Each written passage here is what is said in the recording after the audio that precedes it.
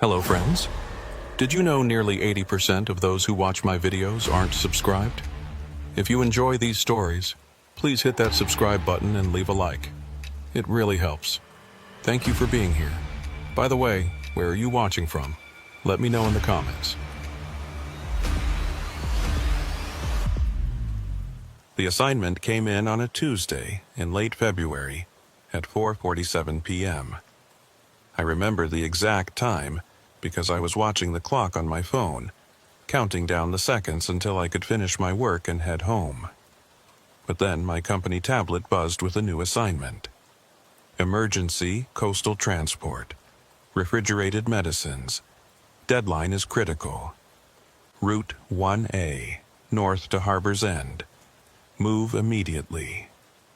I stared at the screen for 10 seconds, hoping that if I looked long enough, the message would change.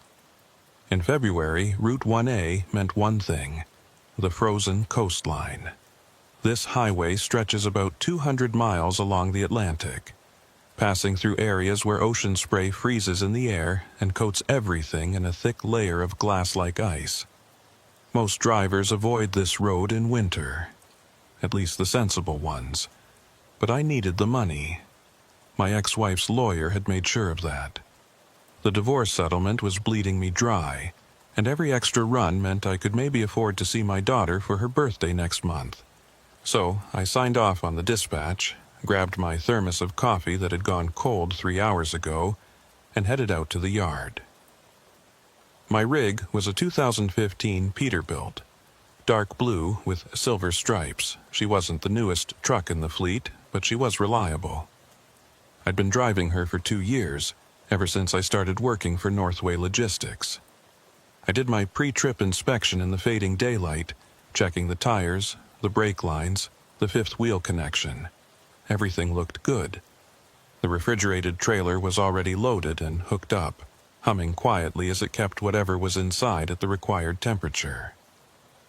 The sun was setting as I pulled out of the depot, painting the sky in shades of orange and purple that would have been beautiful if I wasn't so focused on the road ahead. I merged onto the highway heading north, leaving the city lights behind. The further I drove, the darker it got. By the time I reached the turnoff for Route 1A, it was full night. The temperature had dropped at least 15 degrees in the past hour. I could see it on the dashboard display, 18 degrees Fahrenheit and falling. The road ahead was empty, just 2 lanes of asphalt cutting through pine forests that seemed to press in from both sides. I flipped on the high beams and settled in for the long haul.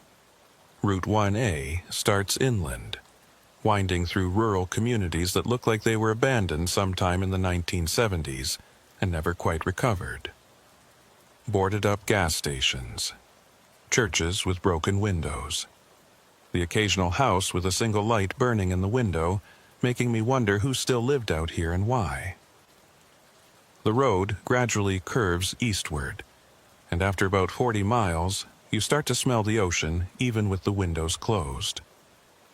I'd driven this route twice before, both times in summer.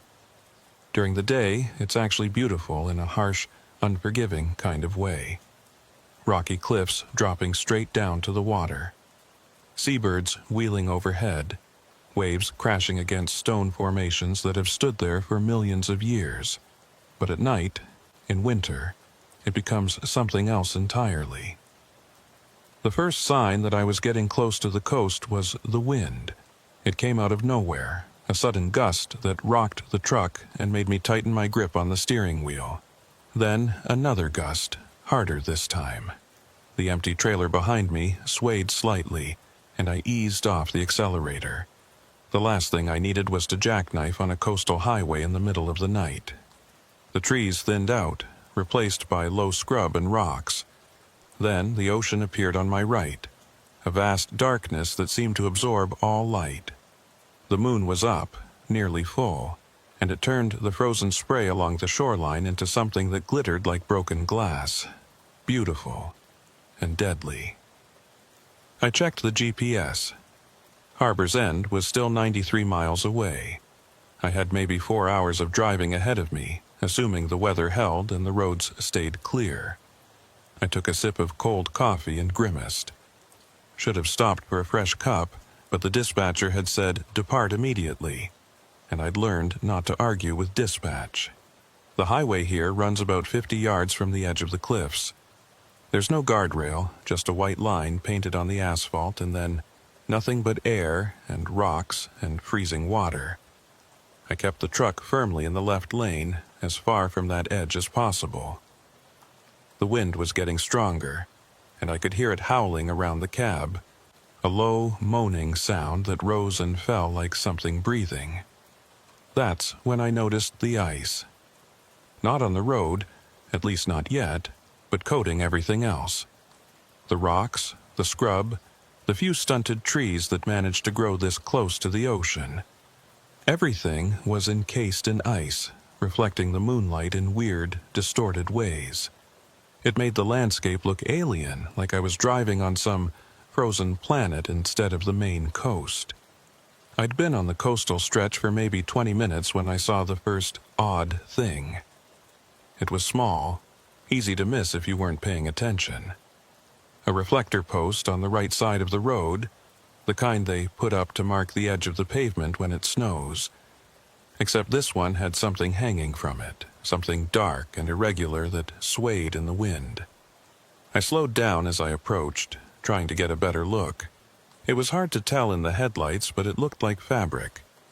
A piece of cloth, maybe, or a plastic bag. I told myself it was trash, blown up from the ocean and caught on the post. That made sense. Wind this strong could carry all kinds of debris. But as I passed it, my headlights caught it at just the right angle, and for a split second I could have sworn it looked like a coat. A child's coat. Dark blue or black, with the arms spread out like someone was hanging there. I looked in the side mirror, trying to see it again, but it was already behind me, swallowed by the darkness. Probably just a trash bag, I told myself. The wind and the darkness were playing tricks on my eyes. That happens sometimes on long night drives. Your brain starts filling in details that aren't really there. I shook my head and focused on the road. The white line glowed in my headlights, a steady guide leading me north. The ocean roared somewhere to my right, waves crashing against the frozen rocks with a sound like thunder. Between the wind and the waves, the noise was almost deafening, even inside the cab. The heater was running full blast, but I could still feel the cold seeping in around the edges of the doors and windows. I cranked it up another notch and pulled my jacket tighter. The temperature outside had dropped to 14 degrees. Inside the cab, it was maybe 65, but it felt colder. 10 miles later, I saw another reflector post. This one also had something hanging from it. I was ready this time, watching carefully as I approached. It was definitely fabric, and it was definitely moving in the wind. But this one looked different, larger. As I got closer, my headlights illuminated it clearly. It was a shirt, a man's work shirt, blue denim with the sleeves spread wide. It was buttoned up, as if someone was still wearing it, but there was nothing inside. Just an empty shirt hanging from the post, twisting slowly in the wind. I felt a chill that had nothing to do with the temperature. This wasn't trash. Someone had put that there deliberately. But why? And who? I kept driving, but I was watching the right side of the road more carefully now. Sure enough, a few miles later, there was another post. Another piece of clothing. This one looked like pants, tied around the post with the legs dangling down. Then a jacket, then what looked like a dress. Every few miles, another post, another article of clothing, all carefully arranged like scarecrows without bodies.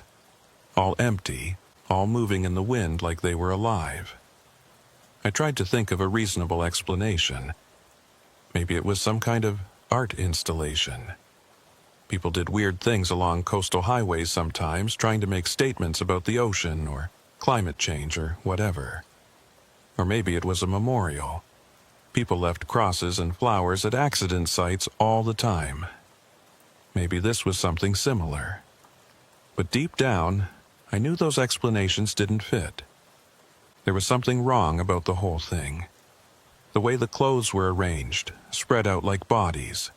The way they appeared at regular intervals, like markers. The way they moved in the wind, almost like they were waving at me as I passed. I checked my phone. No signal. That wasn't unusual out here. The coastal stretch was remote, and cell towers were few and far between. I'd have to wait until I got closer to Harbor's End before I could call anyone. The road curved inland slightly, following the contour of a bay. The wind died down a bit, and the roar of the waves faded to a distant rumble. I allowed myself to relax slightly. Maybe the weird roadside display was behind me now. But then I came around a bend and saw it, a rest area ahead on the right. I almost missed it. There was no sign, no lights, just a gravel turnoff leading to a small parking area maybe 100 feet from the road. I wouldn't have noticed it at all except for one thing. There was a truck parked there, a semi like mine, sitting in the darkness with no lights on. As I passed the turnoff, my headlights swept across it briefly. It was an older model, white, with rust spots visible even in the quick glimpse I got. And it was covered in ice, thick layers of it coating the cab and trailer like it had been sitting there for weeks. I should have kept driving. Every instinct I had told me to keep my foot on the accelerator and put as much distance between myself and that frozen truck as possible. But I didn't. Instead, I found myself slowing down, then pulling onto the shoulder about a quarter mile past the rest area. I sat there for a long moment, engine idling, trying to decide what to do. The sensible thing would be to keep going. Someone else's truck wasn't my problem. They probably broke down and called for a tow, and that ice buildup just meant the truck had been sitting there a while. None of my business. But what if someone was still in there? What if a driver had pulled off to rest and gotten stranded somehow? This far north, in these temperatures, a person could freeze to death in a few hours without heat. I'd heard stories about drivers who fell asleep in their cabs during winter storms and never woke up. I put the truck in reverse and carefully backed up along the shoulder until I reached the turnoff. The rest area was dark, no lights at all, and the gravel parking lot was completely empty except for that one truck. I pulled in slowly, my headlights sweeping across the scene. The truck definitely looked abandoned. The ice was so thick I couldn't see through the windows. The tires were buried in drifted snow that had frozen solid. I parked about 20 feet away, leaving my engine running and my lights on, and grabbed my flashlight from under the seat. The cold hit me like a physical blow when I opened the door. The wind had picked up again, blowing straight off the ocean, and it carried tiny particles of ice that stung my exposed skin. I pulled my jacket hood up and clicked on the flashlight. Walking toward the abandoned truck felt wrong. Every step I took, some part of my brain was screaming at me to turn around and get back in my warm cab. But I kept going, my boots crunching on the frozen gravel. Up close, the truck looked even worse. The ice wasn't just coating it. It had formed strange patterns, like fingers or roots spreading across the metal. The driver's side door was slightly ajar, and a thin layer of snow had drifted into the gap. I reached for the handle. That's when I heard it. A voice, faint and distant, coming from somewhere behind the truck. It sounded like someone calling for help, but the wind distorted it, making it impossible to tell if it was male or female, or even human. It could have been the wind itself, moaning through some gap in the rocks along the coast. I stood there, frozen, listening. The sound came again, clearer this time. Help. Definitely a word. Definitely a voice. And it was coming from the ocean side of the rest area where the ground sloped down toward the cliffs. I pointed my flashlight in that direction, but the beam only penetrated about 30 feet into the darkness before being swallowed up. I could hear the waves crashing below, louder now, and the wind was howling like something alive. "Hello," I called out. My voice sounded small and weak against the roar of the elements. "Is someone there?" No response, just the wind and the waves and the creaking of ice-covered trees. I waited another minute, then turned back to the truck. The door was still ajar. I pulled it open, wincing as ice cracked and fell away. The interior was dark and empty, the seats covered in frost. No driver, no personal belongings, nothing that indicated anyone had been here recently. I was about to close the door when I noticed something on the passenger seat. A logbook, frozen, partially open. I reached in and carefully pried it loose from the ice. The last entry was dated January 15th, more than a month ago. The handwriting was shaky, hard to read, but I could make out a few words. "Can't find the road. Keep going in circles. The voices won't stop." A chill ran down my spine that had nothing to do with the temperature. I dropped the logbook back onto the seat and backed away from the truck. I needed to get out of here, now. As I turned toward my rig, I heard that voice again. "Help me." Closer this time, much closer, coming from right behind me. I spun around, flashlight raised like a weapon. There was nothing there, just the abandoned truck, the frozen ground, the darkness beyond my light. "Help me," again, but this time it sounded like it was coming from my left. I swung the flashlight in that direction. Nothing. "Help me," now from my right. "Help me," behind me. "Help me," all around me. Multiple voices now, overlapping and echoing, coming from every direction at once. I ran. I don't remember making the decision. My legs just started moving on their own. I sprinted across the frozen gravel, slipping and nearly falling twice, my breath coming in ragged gasps. I could hear the voices following me, getting louder, more insistent. I reached my truck and yanked the door open, practically throwing myself inside. I slammed it shut and locked it, my hands shaking so badly I could barely get the keys in the ignition. The engine was still running, thank God. I threw it in gear and hit the accelerator. The tires spun for a second on the icy gravel before finding purchase. The truck lurched forward, and I steered back toward the highway, not caring about the careful, slow approach I'd used to get in here. I just wanted out. As I reached the road and swung back onto the pavement, I made the mistake of looking in my side mirror. In the red glow of my taillights, I could see the rest area receding behind me. And I could swear I saw figures standing there, dozens of them, silhouetted against the darkness, all watching me leave.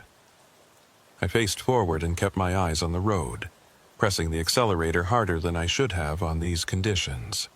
The speedometer climbed to 50, then 55, then 60.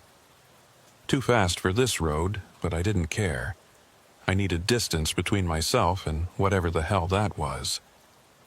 After about 10 miles, when my heart rate had finally started to slow down, I allowed myself to think about what had just happened. The logical part of my brain tried to explain it away. The voices were just the wind. The figures were shadows and ice formations. The logbook was probably from some driver who got stuck in a storm and exaggerated what happened. But I knew what I'd heard. Those were voices, real human voices, calling for help. And that logbook entry, "Keep going in circles. The voices won't stop." What did that mean?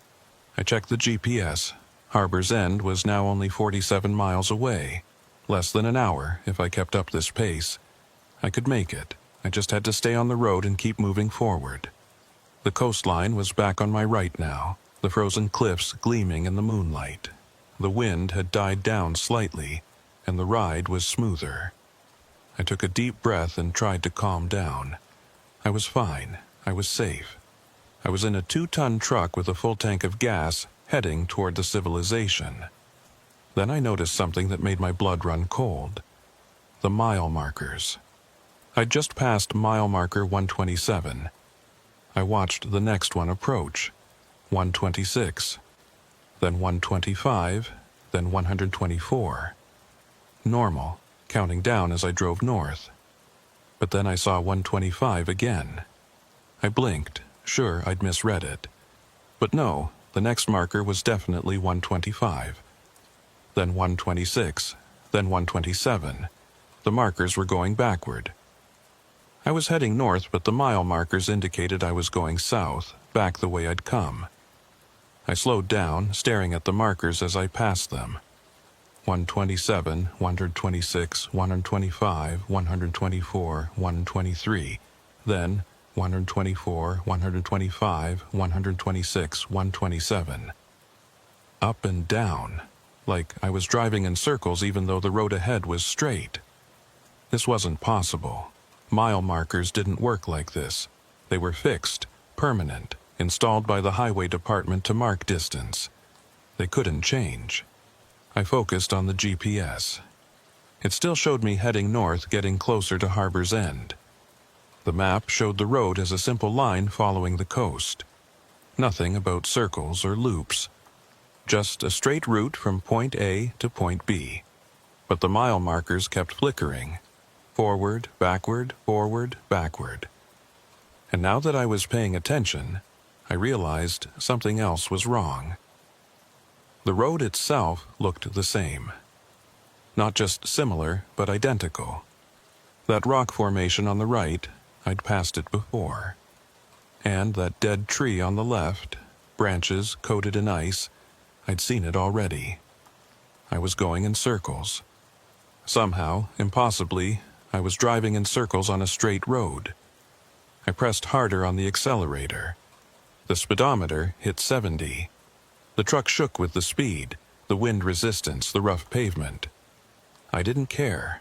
I had to break out of this loop, had to get past whatever geographical anomaly was causing this. The GPS showed I was making progress. 43 miles to Harbor's End, then 40, then 38. The numbers were counting down normally, even if the mile markers and landmarks weren't.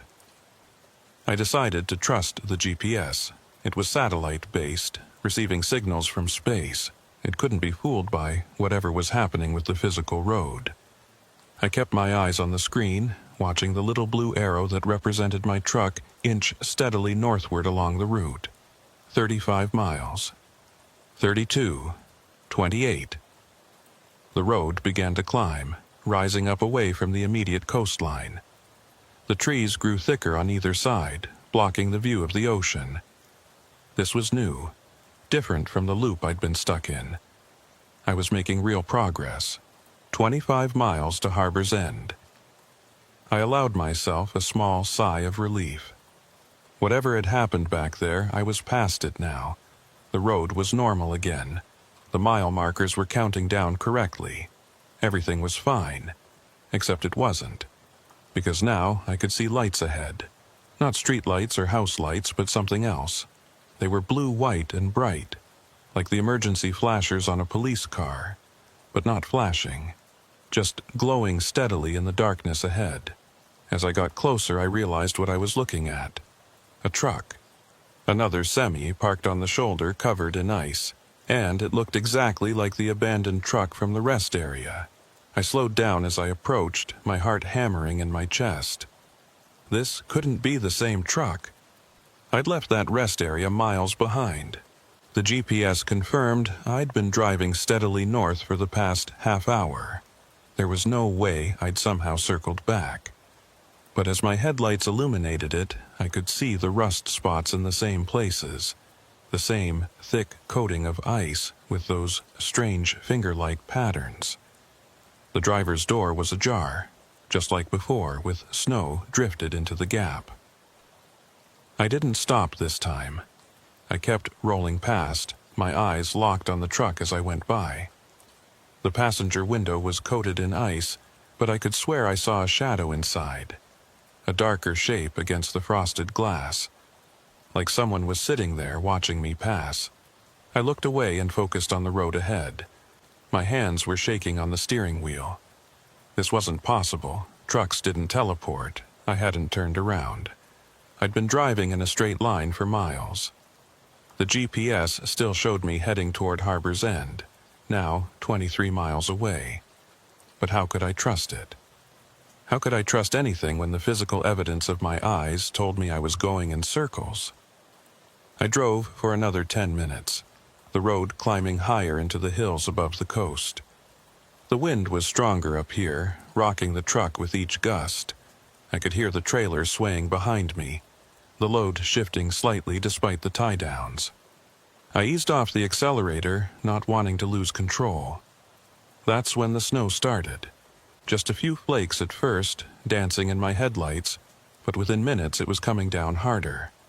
Big, wet flakes that stuck to the windshield and reduced visibility to maybe 100 feet. I turned the wipers on high and slowed down to 40 miles per hour. The GPS showed 18 miles to Harbor's End. I was so close. I just had to keep going for another 20 minutes, maybe 30 in these conditions, and I'd be there. I'd deliver the load, collect my pay, and never take a coastal run in winter again. I didn't care how much they offered me. The snow was getting worse. I could barely see the road now, just a vague white corridor between dark trees. The wind was howling and I could feel the truck being pushed sideways with each gust. I dropped my speed to 30, then 25. Something appeared in my headlights ahead. I squinted through the snow, trying to make it out. It was dark and irregular, standing in the middle of the road. I hit the brakes, feeling the truck slide slightly on the snow-covered pavement before the ABS caught and brought me to a controlled stop. I sat there, engine idling, wipers working overtime to clear the windshield. The shape ahead resolved itself into a person. Someone was standing in the middle of the road, facing me. They were wearing what looked like a long coat, dark-colored, and they weren't moving. Just standing there in the blowing snow like a statue. I honked the horn. 3 long blasts that echoed weirdly in the snow-muffled night. The figure didn't move. I honked again, leaning on it this time. Still nothing. Whoever it was, they either couldn't hear me or didn't care. I put the truck in park and left the engine running. I didn't want to get out, didn't want to leave the warm safety of the cab, but I couldn't just sit here all night, and I definitely couldn't drive around them. The road was too narrow, with trees pressing in on both sides. I grabbed my flashlight and opened the door. The wind nearly ripped it out of my hand. Snow immediately began accumulating on the seat. I stepped down onto the pavement, my boots sinking into about 2 inches of fresh powder. "Hey!" I shouted, my voice barely carrying over the wind. "You need to move!" The figure didn't respond. I walked toward it, the flashlight beam bouncing crazily in the blowing snow. As I got closer, details became visible.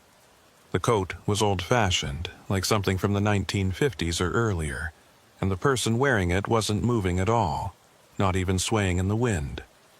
I was about 20 feet away when I realized why. It wasn't a person, it was another piece of clothing, just like the ones I'd seen hanging on the reflector posts. This coat was much larger, heavier, and someone had stuffed it with something to make it stand upright. Sticks or branches, maybe, forming a rough skeleton inside the fabric. I lowered the flashlight, relief washing over me. Not a person. Just another weird roadside display. I could push it off to the side and keep going, but as I reached out to grab it, the coat moved. Not from the wind. This was different. The arms rose slowly, spreading wide like it was welcoming me into an embrace. And then it fell apart, collapsing in on itself as whatever was holding it up gave way. I jumped back, my heart racing. When I pointed the flashlight at the pile of fabric, I could see there was nothing inside. No sticks, no frame, nothing that could have made it stand up or move. Just an empty coat lying in the snow.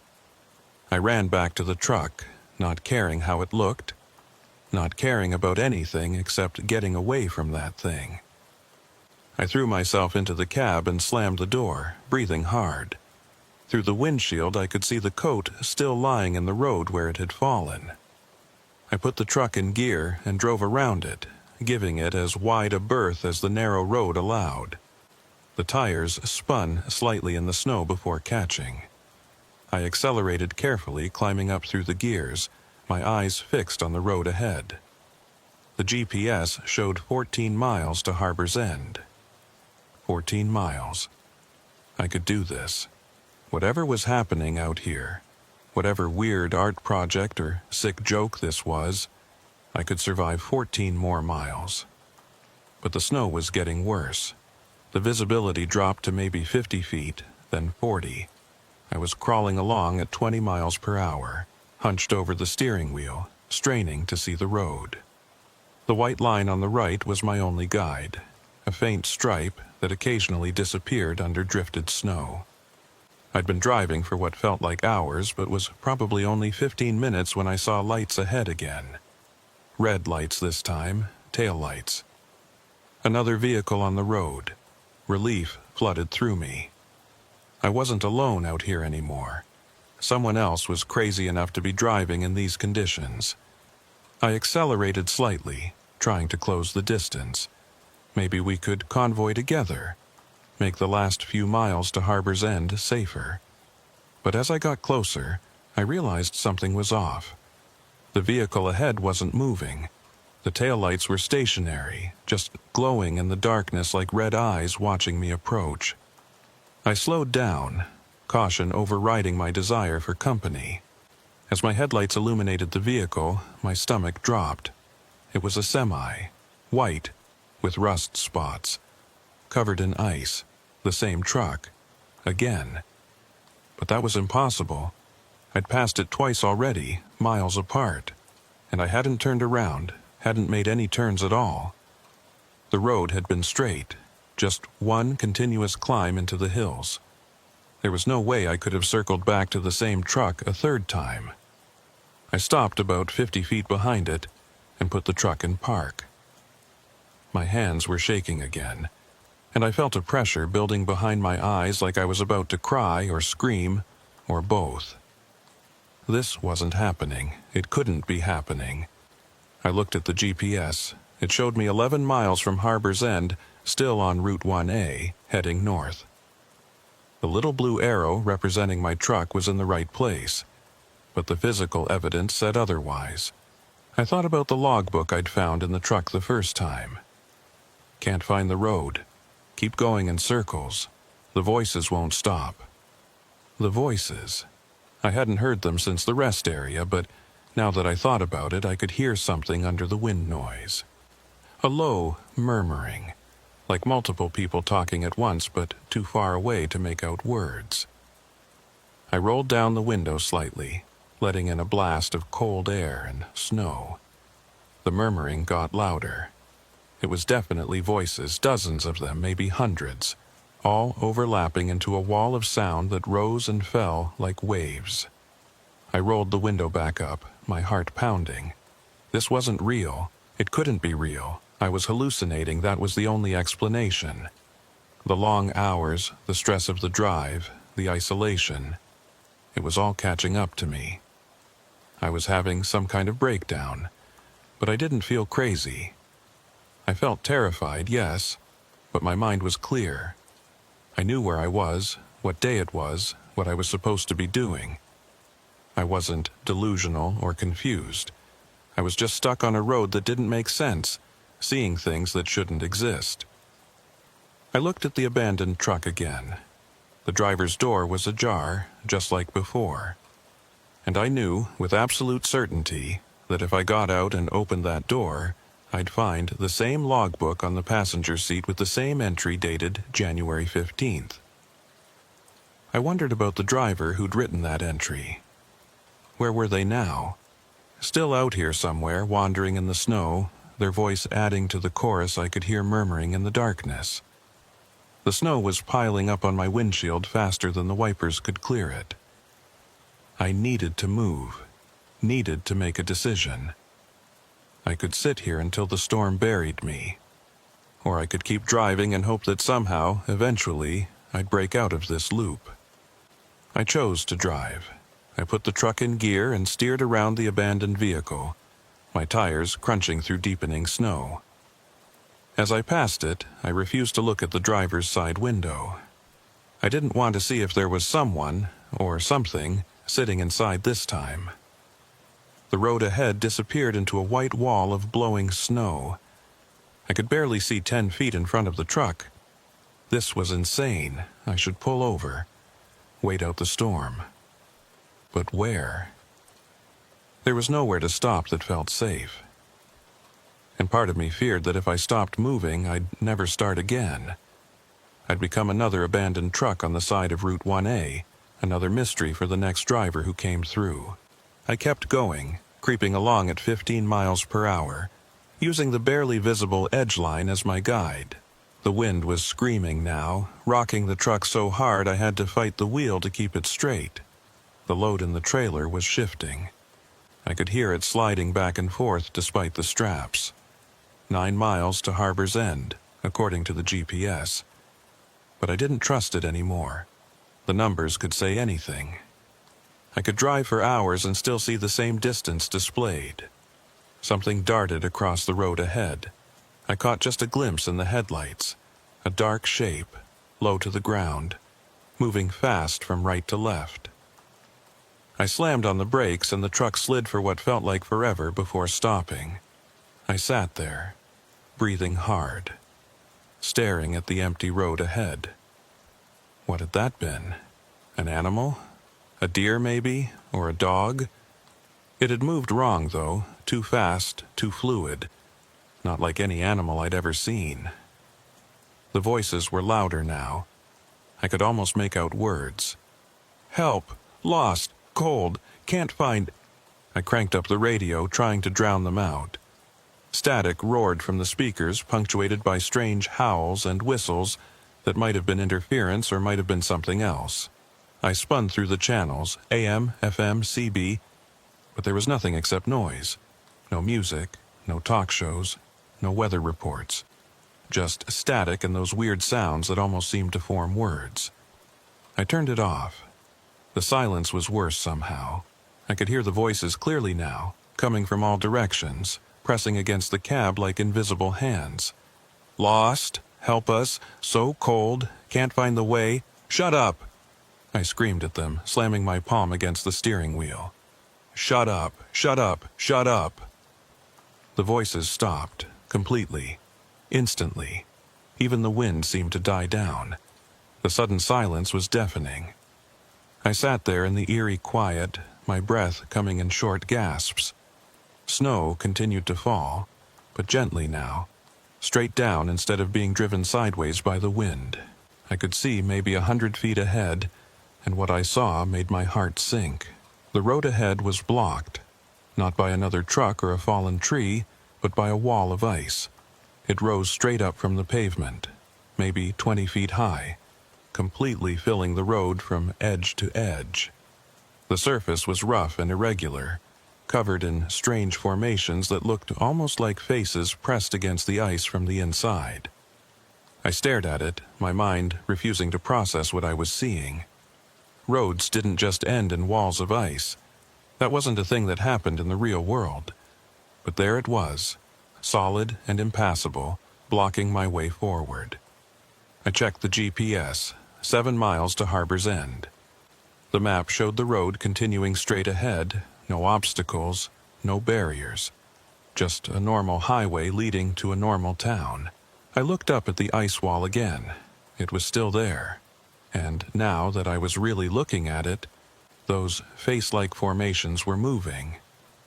Slowly, almost imperceptibly, mouths opening and closing, eyes tracking my movements. I threw the truck in reverse and backed up, my hands slipping on the wheel. I didn't care about careful or controlled anymore. I just needed to get away from that wall and whatever was frozen inside it. The truck lurched backward, the trailer fishtailing slightly in the snow. I straightened it out and kept reversing until I'd put maybe 100 yards between myself and the ice wall. Then I stopped and tried to think. I couldn't go forward. I couldn't go back. Every time I tried, I ended up at that abandoned truck. I was trapped on a stretch of road that looped back on itself, with no visible exit and no way to call for help. The logical part of my brain kept insisting there had to be an explanation. Geographic anomaly, navigation error, equipment malfunction, something rational and explainable, but the rest of me knew better. This was something else, something outside the normal rules of reality. I thought about that logbook again. The driver who'd written it had been stuck just like me, driving in circles, unable to find the way out. What had happened to them? Were they still out here somewhere? Or had they found a way out that I hadn't discovered yet? Or had they become part of the voices, part of the chorus of lost souls calling for help in the darkness? I shook my head, trying to clear that thought. I wasn't going to end up like that. I was getting out of here. I just needed to figure out how. I looked around, really looked, trying to see past the snow and darkness for anything that might help. The trees on either side of the road were thick, impenetrable. No way to drive through them. But maybe there was a side road I'd missed. A turnoff or logging trail that wasn't on the GPS. I put the truck in drive and crept forward slowly, scanning both sides of the road. The snow was letting up again, and visibility was improving. I could see maybe 200 feet now, enough to spot any gaps in the tree line. Nothing on the left. But on the right, about a quarter-mile ahead, there was something. Not a road exactly, but a break in the trees. A space where I might be able to turn around if I was careful. I approached it slowly, my headlights illuminating what looked like an old access road or driveway. It was narrow, barely wide enough for my truck, and it was completely unplowed. But it led away from the main road, and right now, that was the only direction that mattered. I turned the wheel and carefully guided the truck into the gap. Branches scraped against the sides of the cab with a screech like fingernails on metal. The ground was uneven, and I could feel the truck bouncing over hidden rocks and roots. But I was making progress, moving perpendicular to the cursed highway. The access road curved to the left, then to the right, winding between massive pine trees. Snow covered everything, making it impossible to see what was beneath. I could be driving over solid ground, or a frozen stream, or the edge of a cliff. No way to know. After about 5 minutes of careful driving, the trees opened up slightly and I found myself in a small clearing. And there, in the middle of that clearing, was a building. It was a house. Or it had been a house once. 2 stories, old colonial style, with a wraparound porch and dark windows that reflected my headlights like dead eyes. The paint was peeling, what little I could see of it under the layers of ice and snow. One of the porch posts had collapsed, leaving that section of the roof sagging at a dangerous angle. I sat in the idling truck, staring at the house, trying to decide what to do. Every instinct screamed at me to turn around and find another way out. But the clearing wasn't quite large enough for a full turn with the trailer attached, and backing up that winding access road in the dark seemed like a good way to crash into a tree. Besides, the house meant people had lived here once. And if people had lived here, there had to be a real road leading out. Maybe on the other side of the building, a proper driveway that connected to a different highway. A way out of this nightmare. I pulled forward slowly, circling around to the far side of the house. There was a road there, just barely visible under the snow. It was narrow, but looked passable. It led off into the trees, heading roughly northeast if I was reading the compass correctly. Hope flickered in my chest. This could be it. An escape route the GPS didn't know about because it was private property or unmaintained. I could follow it, get back to civilization, and never think about Route 1A again. But first, I needed to make sure. I needed to see where this road went before committing to it. If it dead-ended a mile up, I'd be stuck trying to back a 50-foot trailer through the woods in the dark. I put the truck in park but left the engine running. I'd just walk up the road a little way, scout it out, and come back. 5 minutes, 10 at most. I grabbed my flashlight and my phone, even though it still showed no signal, and stepped out of the cab. The cold was brutal. The wind had picked up again, driving snow into my face like needles. I pulled my hood tight and started walking up the road, sweeping my flashlight back and forth to make sure I didn't step into a ditch or hole. The road curved gently through the trees, and I followed it for maybe 200 yards. It was rough but seemed solid enough under the snow. No major obstacles, no washouts. I could probably drive it safely. I was about to turn back when I heard something that stopped me cold. A voice, calling from somewhere behind me. "Hello? Is someone there?" I spun it around, my flashlight beam cutting through the falling snow. There was nothing visible, just trees and darkness. But the voice came again, clearer this time. "Please, I need help." It was coming from the direction of the house. I hesitated, every nerve in my body telling me to run back to my truck and get out of here. But what if someone really was in trouble? What if someone had taken shelter in the abandoned house and needed help? I turned and headed back toward the clearing, my flashlight probing ahead. As I emerged from the trees, I could see the house more clearly. One of the upstairs windows had a faint light in it now, flickering like a candle. "Hello?" I called out. "I'm here to help." The light in the window moved, shifted, as if someone was carrying it from one room to another. Then it appeared in a downstairs window, and I could see a silhouette behind the glass. A person, definitely a person, waving at me.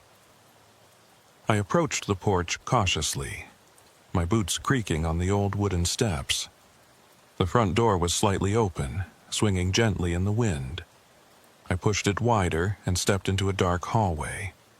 "Hello? Where are you?" The light appeared at the end of the hall, illuminating a doorway to what looked like a kitchen. I walked toward it, my flashlight beam bouncing off walls covered in peeling wallpaper and family photos in dusty frames.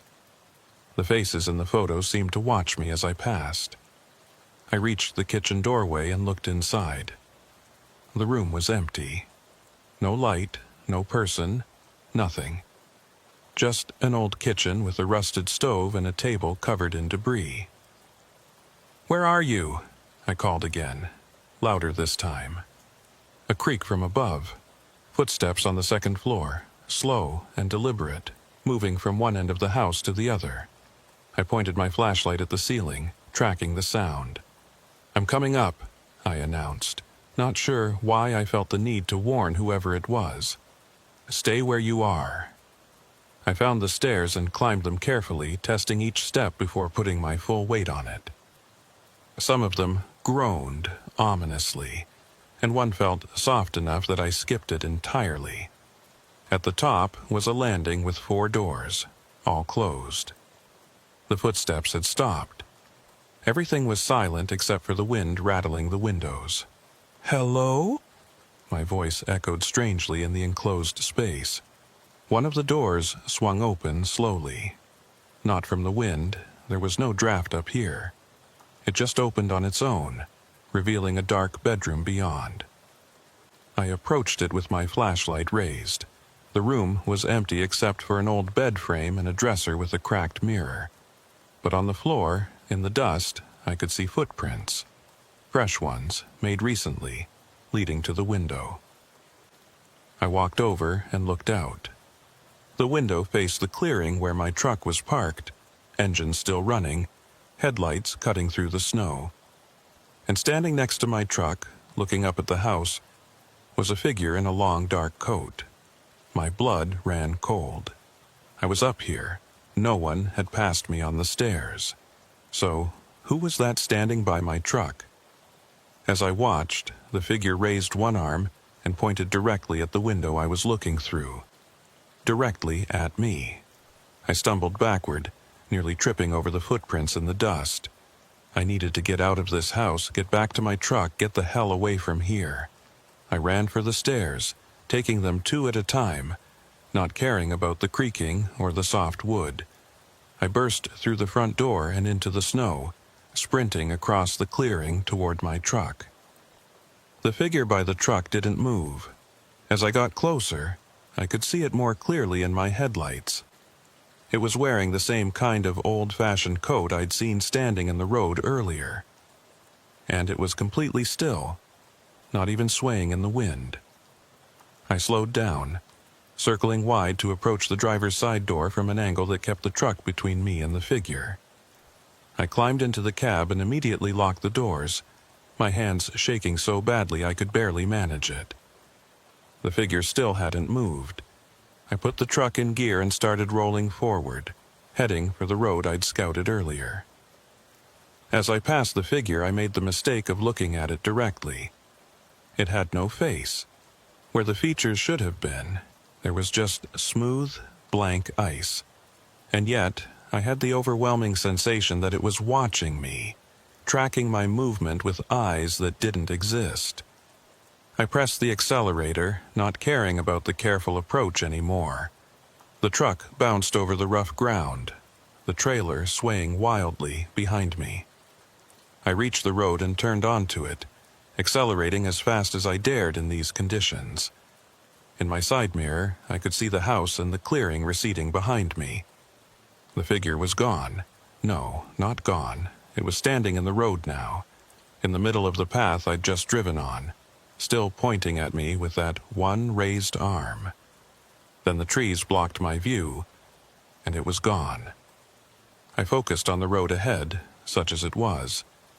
In the dark and snow, it was almost impossible to follow.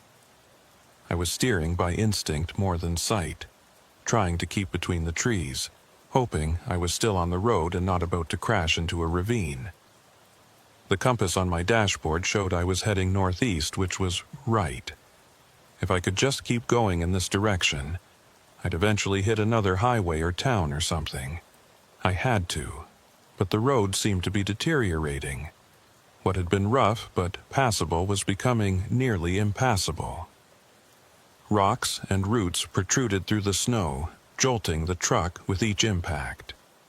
Branches scraped the sides constantly now, and I could hear the trailer hitting obstacles that I couldn't see. Then, without warning, the road just ended. My headlights illuminated a wall of trees ahead, packed so tightly together that even a person would have trouble squeezing through. I slammed on the brakes and stopped with the front bumper maybe a foot from the nearest trunk. I sat there, breathing hard, trying to process this. The road had led here. I'd been following it for nearly a mile. Roads didn't just end like this. There had to be a way through. I opened the door and got out with my flashlight, walking up to examine the trees. They were real, solid, ancient pines that must have been here for 100 years or more, and they formed an impenetrable barrier. There was no way my truck was getting through. I walked back along the road I'd come from, looking for any turn I might have missed, but there was nothing.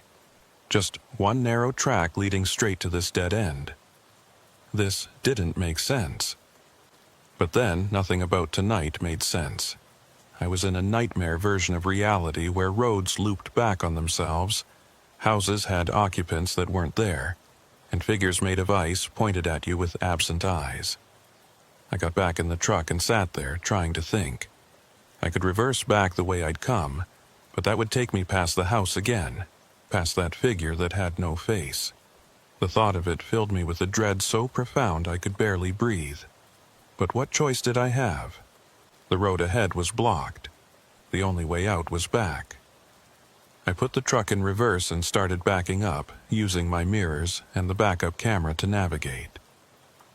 The trailer made this incredibly difficult, especially in the dark with snow limiting visibility. I was moving maybe 5 miles per hour, constantly adjusting the wheel to keep from jackknifing. It took forever. Every minute felt like an hour, and all I could think about was what I'd find when I got back to the clearing. Would the house still be there? Would there be more figures waiting? Finally, I saw the clearing opening up ahead. I backed into it and stopped, my headlights sweeping across the scene as I straightened out. The house was still there, but it looked different. Older, more decrepit. Parts of the roof had collapsed, and several windows were broken. It looked like it had been abandoned for decades, not hours.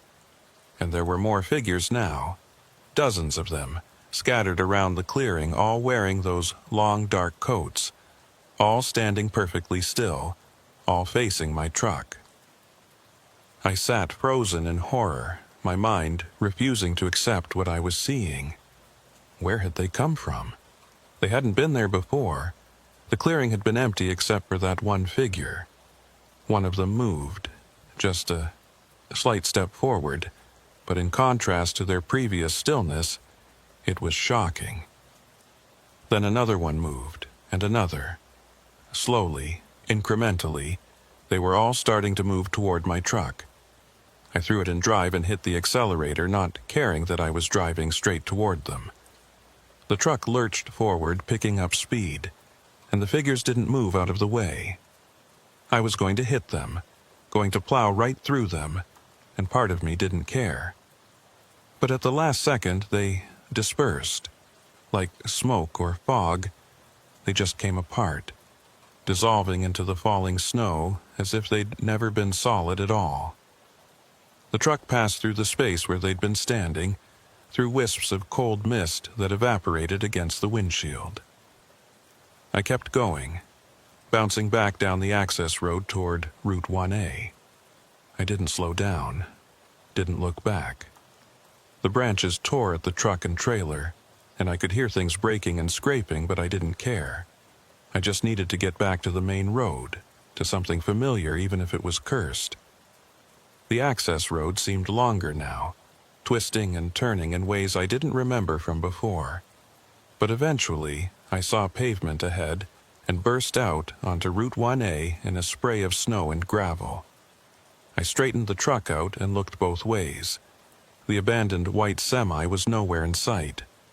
The road ahead was empty, just snow and darkness and that endless white line leading north. I checked the GPS. 5 miles to Harbor's End. I didn't believe it, but I started driving anyway because what else was I going to do? Stop and wait for those figures to coalesce out of the snow again? Keep searching for side roads that led to dead ends and impossible houses? No, I was going to drive. I was going to keep my foot on the accelerator and my eyes on that white line, and I was going to drive until I either reached Harbor's End or ran out of road or went completely insane. The snow was falling harder again, and the wind had returned with renewed fury. The truck rocked and swayed, the load in the trailer shifting dangerously. I could hear things breaking back there, expensive pharmaceuticals that I was supposed to deliver intact. The company would probably fire me. I didn't care. 4 miles, 3 miles, 2 miles. The road was descending now, dropping back down toward the coast. I could hear the ocean again, the crash of waves against frozen rocks. The sound was almost comforting in its normality. Waves were real, the ocean was real. These were things that existed in the normal world. 1 mile to Harbor's End. I could see lights ahead now, real lights, street lights and building lights, the warm glow of civilization. I wanted to cry with relief. The road leveled out, and suddenly I was driving through the outskirts of town. Buildings on both sides, closed for the night but undeniably real. A gas station, a grocery store, a hardware store. Normal things, real things. The GPS announced that I'd reached my destination. I pulled into the warehouse parking lot, which was lit up like midday under sodium vapor lights. There was a guard shack by the entrance, and a man in uniform came out to check my paperwork. "Rough night?" he asked, looking at the damage to my truck. "You have no idea," I said. My voice sounded strange, rough and strained. He checked my delivery order and waved me through to the loading dock. I parked and sat there for a moment, just breathing, letting the reality of the warm lights and solid buildings sink in. I'd made it. I was safe. I climbed out of the cab and walked around to the trailer. The damage was worse than I'd thought. Deep gouges in the sides like something with claws had raked across it. Several panels were dented or torn, but it was still intact, still sealed. The warehouse crew started unloading while I filled out the paperwork. They didn't comment on the damage, and I didn't explain it. What would I say? That I'd driven through a ghost forest where faceless figures watched me from the snow? They'd think I was crazy. Hell, I thought I was crazy. But when I signed the delivery confirmation, I noticed the date stamp. February 16th, 11:47 p.m. I'd left the depot on February 15th at around 6 p.m. According to my watch and the truck's computer, I'd been driving for maybe 6 hours, 7 at most, but somehow I'd lost an entire day. Somewhere on that frozen coastal route, 24 hours had just disappeared. I thought about mentioning it to someone, but what good would that do? I had no proof, no evidence, just my word and a damaged trailer and a persistent feeling that something terrible had happened, even though I couldn't quite remember what. The crew finished unloading, and I signed the final paperwork. The warehouse manager told me I could park the truck and get some sleep in the driver's lounge before heading back. I thanked him and moved the truck to the designated area. But I didn't sleep. I sat in the lounge with a cup of bad coffee, watching the snow fall outside the window, trying to process what I'd experienced. The faces frozen in the ice wall, the impossible house with its phantom occupants, the figures that dispersed like smoke. Were they real? Or had I experienced some kind of psychological break brought on by exhaustion and isolation?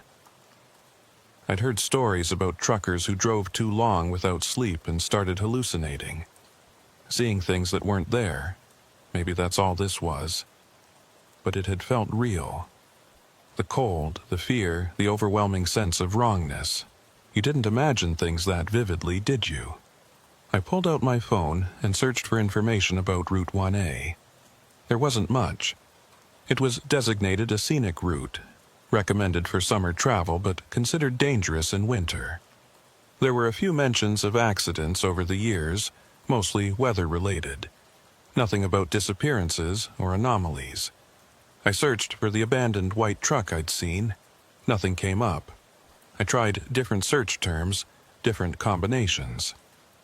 Still nothing. Then I searched for truckers who'd disappeared on coastal routes. The results made my blood run cold. There were dozens of cases.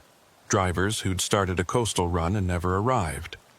Trucks found abandoned on the side of the road with no sign of the driver.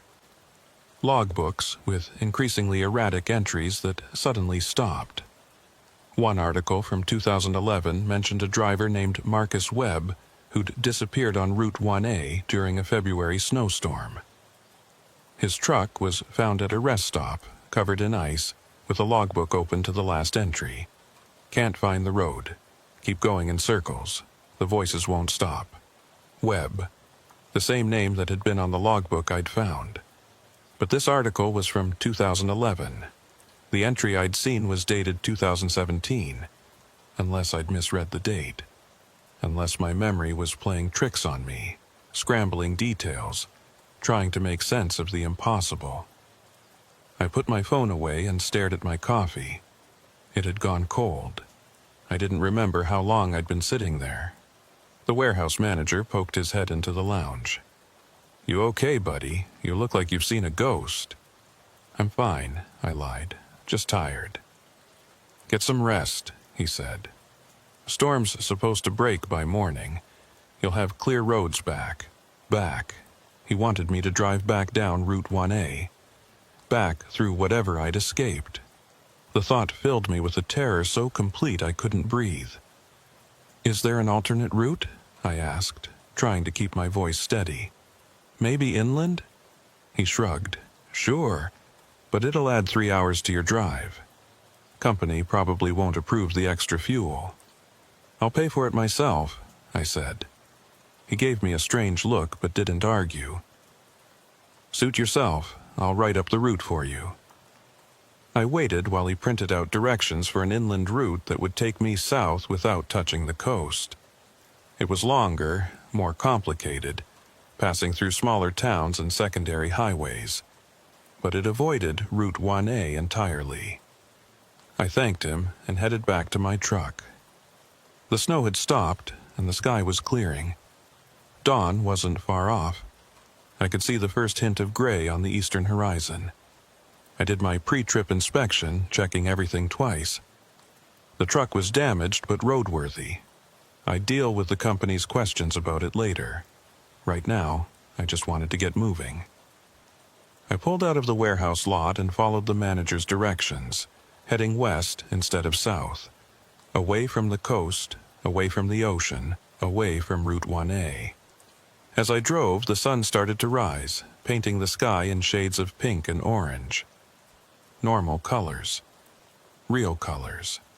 The world looked solid again. Ordinary. The nightmare of the previous night began to feel distant, like something that had happened to someone else. But I knew I'd never forget it. Never forget the sound of those voices calling for help. Never forget the figures without faces pointing at me from the snow. Never forget the feeling of being trapped on a road that looped back on itself, unable to escape. And I knew, with absolute certainty, that I'd never drive Route 1A again. Not in winter, not in summer, not ever. Whatever was out there on that frozen coastline, it could stay there without me. I got back to the depot 36 hours after I'd left.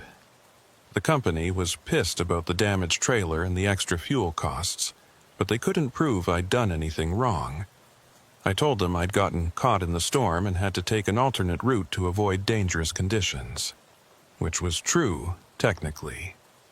They docked my pay for the damages and put a note in my file. I didn't care. I was just glad to be back. Glad to be alive. Glad to be somewhere with other people and noise and normalcy. But I couldn't shake the feeling that something had followed me back. Nothing I could point to, nothing obvious. Just a persistent sense of being watched. Of shadows moving at the edge of my vision. Of voices murmuring just below the threshold of hearing. I started having trouble sleeping. Every time I closed my eyes, I was back on that road, driving through the snow, watching mile markers count backward. I'd wake up gasping, convinced I could hear waves crashing and wind howling. I saw a doctor. He prescribed sleeping pills and suggested therapy. I went to 3 sessions before giving up. How could I explain what I'd experienced? The therapist would think I was delusional. Hell, I thought I was delusional. But the dreams didn't stop, and they got worse. More vivid, more detailed. I started dreaming about the house in the clearing, walking through its rooms, finding things I hadn't seen during my brief time there. Messages scratched into walls. Names carved into floorboards. Dozens of names, maybe hundreds, all different drivers who'd taken the same route and never made it out. In the dreams, I could hear their voices clearly. They were the ones calling for help on that frozen road. They were the ones trapped inside the ice wall, pressing against it, trying to break free. They were the figures in the long coats, waiting in the snow, searching for someone to take their place. And every dream ended the same way. I'd be driving again on Route 1A, heading north toward Harbor's End. But this time, I wouldn't make it. This time, I'd become one of them. Another voice calling for help. Another figure standing in the snow, waiting for the next driver who made the mistake of stopping. I quit the company 3 months later. Told them I was done with the long-haul driving, that I wanted something local. They were happy to accommodate. I'd been a reliable driver, and they valued that. They gave me a position doing local deliveries, short runs that never took me more than 50 miles from the depot. It helped. The nightmares became less frequent when I wasn't spending hours alone on dark highways. I started sleeping better, eating better. I even started dating someone, a woman I met at a diner who didn't ask too many questions about why a long-haul trucker had given it all up. But I still couldn't drive past the ocean without feeling it. That pull, like something out there was calling my name, like unfinished business was waiting for me on that frozen coastline. I started avoiding coastal areas entirely, took different routes, added time to my drives, just to stay inland. My boss noticed, but didn't comment. I was doing my job, making my deliveries. What did it matter how I got there? 6 months after that night, I was making a delivery to a warehouse in northern Massachusetts. It was supposed to be simple. Pick up a load of auto parts and bring them back to the depot.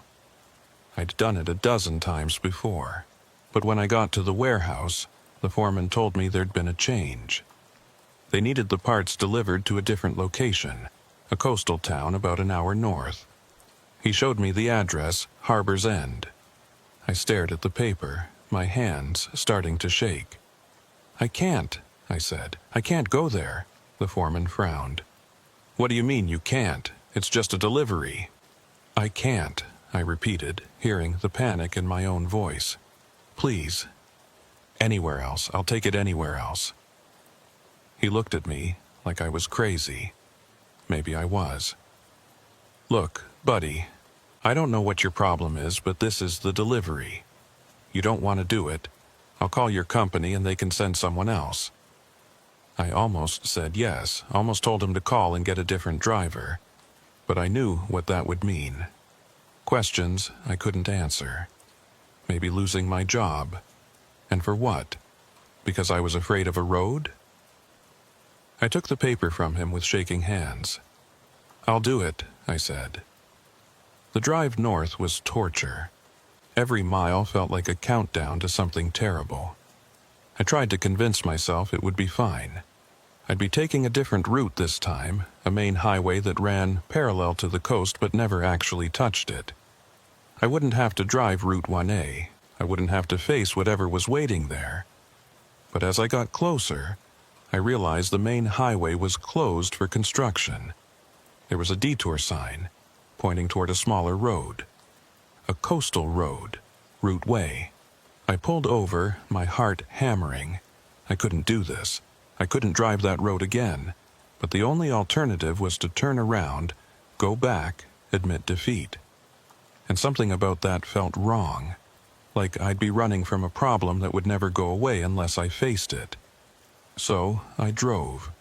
I merged onto Route 1A, heading north, my hands white-knuckled on the steering wheel, every nerve in my body screaming at me to turn back. The road looked different in daylight. Ordinary. Just a normal coastal highway with scenic views of the ocean. I passed the spots where I'd seen the clothing hanging from posts, but there was nothing there now. Just empty reflector posts marking the edge of the pavement. I passed the rest area where I'd found the abandoned truck. It was empty, just a gravel lot with some trash cans and a portable toilet. No truck, no ice, no voices. Everything looked completely normal. I started to relax. It had been the storm, I told myself. The darkness and the snow and my own exhaustion. I'd hallucinated the whole thing. There was nothing supernatural about this road. It was just a road. But then I came around a curve and saw it. The access road leading to the clearing. The gap in the trees where I'd turned off, desperate to escape the loop I'd been trapped in. I drove past it, my eyes locked straight ahead, refusing to look. But in my peripheral vision, I could see something standing at the entrance to that access road. Something in a long, dark coat, pointing at me as I passed. I didn't slow down. I didn't look back. I just kept driving, my heart racing, my hands shaking. Harbor's End was only a few miles ahead. I could make it. I could deliver the load and get the hell out of here and never come back. The town appeared ahead, exactly as I remembered it. The warehouse was easy to find. I pulled in, made the delivery, signed the paperwork. The whole process took maybe 20 minutes, and then I had to drive back. I sat in the parking lot for a long time trying to work up the courage. The sun was setting. In another hour, it would be full dark, and I knew with absolute certainty that driving Route 1A at night was a very bad idea. I called my boss and told him I needed to stay overnight, that the delivery had taken longer than expected. He wasn't happy, but he agreed. I found a cheap motel on the edge of town and checked in, grateful for the fluorescent lights and thin walls and sounds of other people moving around. I didn't sleep. I lay in bed, staring at the ceiling, listening to the ocean in the distance. Somewhere out there on that frozen coastline, something was waiting. I could feel it, like a pressure at the back of my skull. Morning came eventually. I checked out of the motel and got back on the road, heading south on Route 1A in the early dawn light. The ocean was calm, almost peaceful. The sky was clear. Everything looked normal and safe and ordinary. I made it about 20 miles before I saw them. Figures standing at the side of the road, dressed in long, dark coats, perfectly spaced at regular intervals. I counted 11 of them before I stopped counting. They were all facing the road, all watching as I drove past. And though I couldn't see their faces clearly at this distance, I knew what I would find if I stopped and looked closely. Nothing.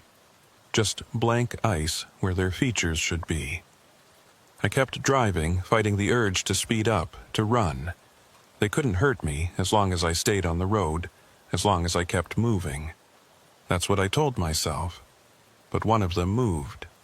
As I passed, it turned its head to follow my progress. Then another one moved, and another.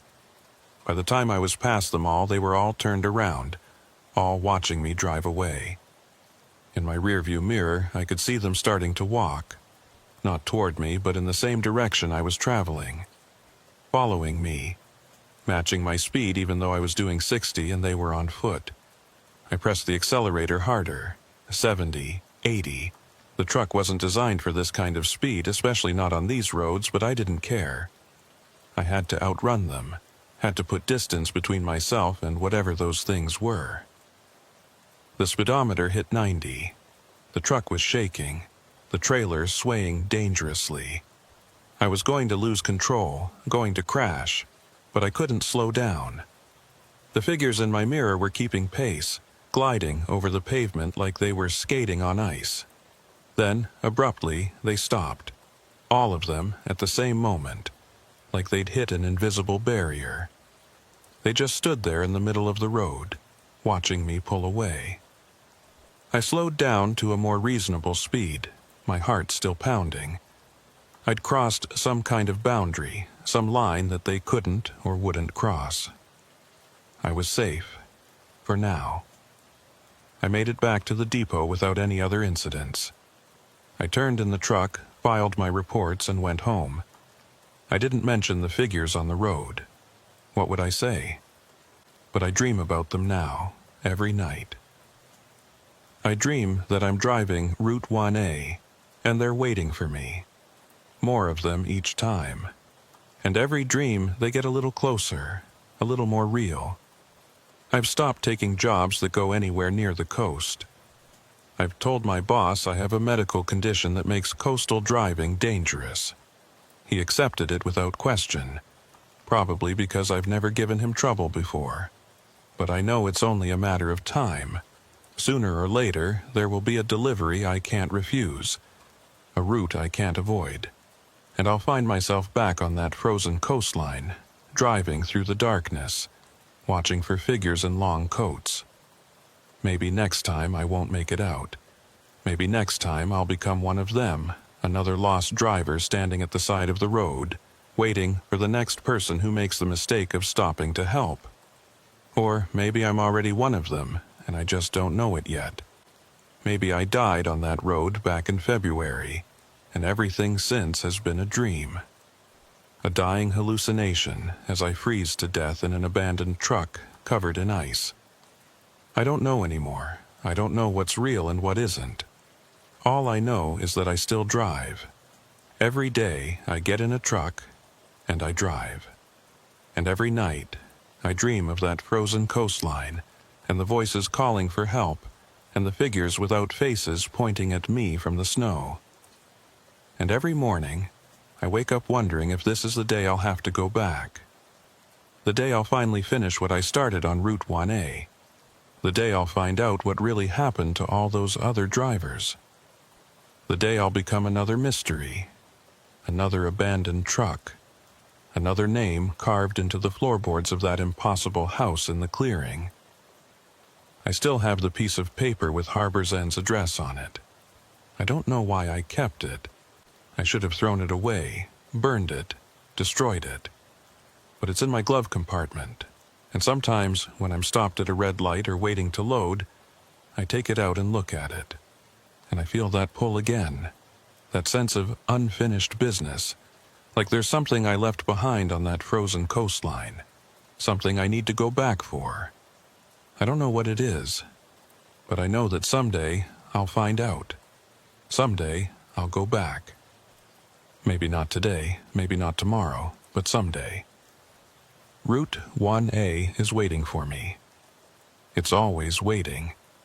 And when I finally answer its call, I don't think I'll be coming back.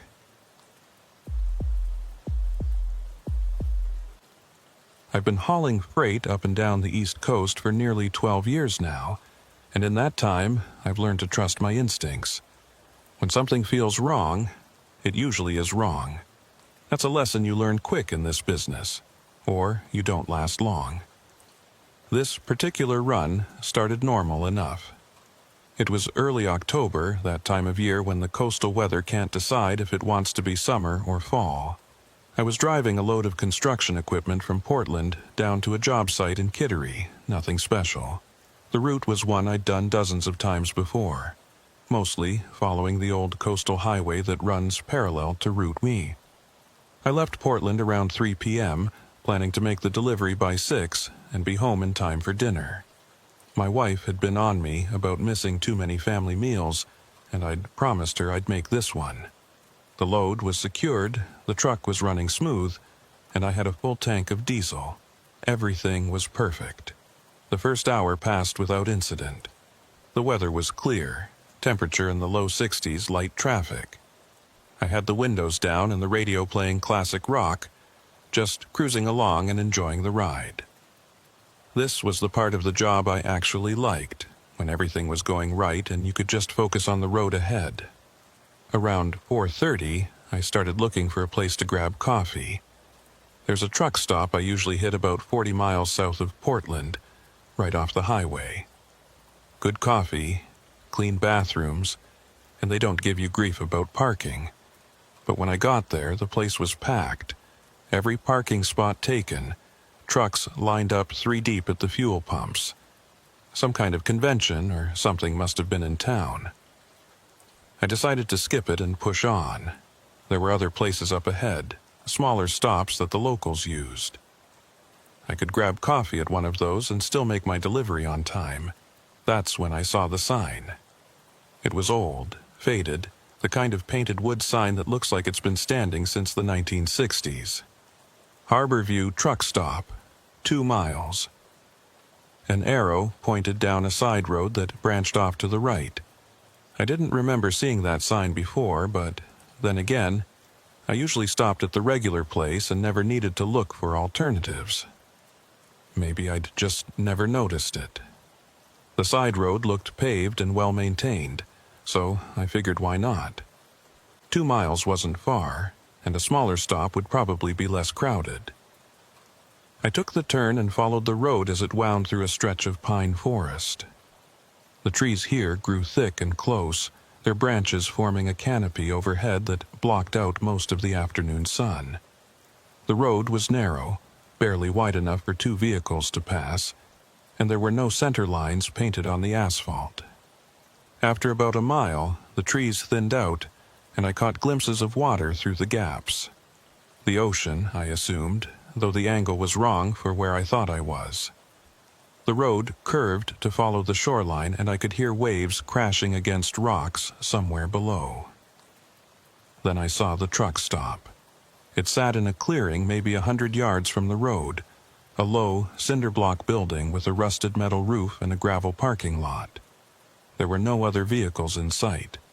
The windows were dark, and I couldn't see any lights on inside.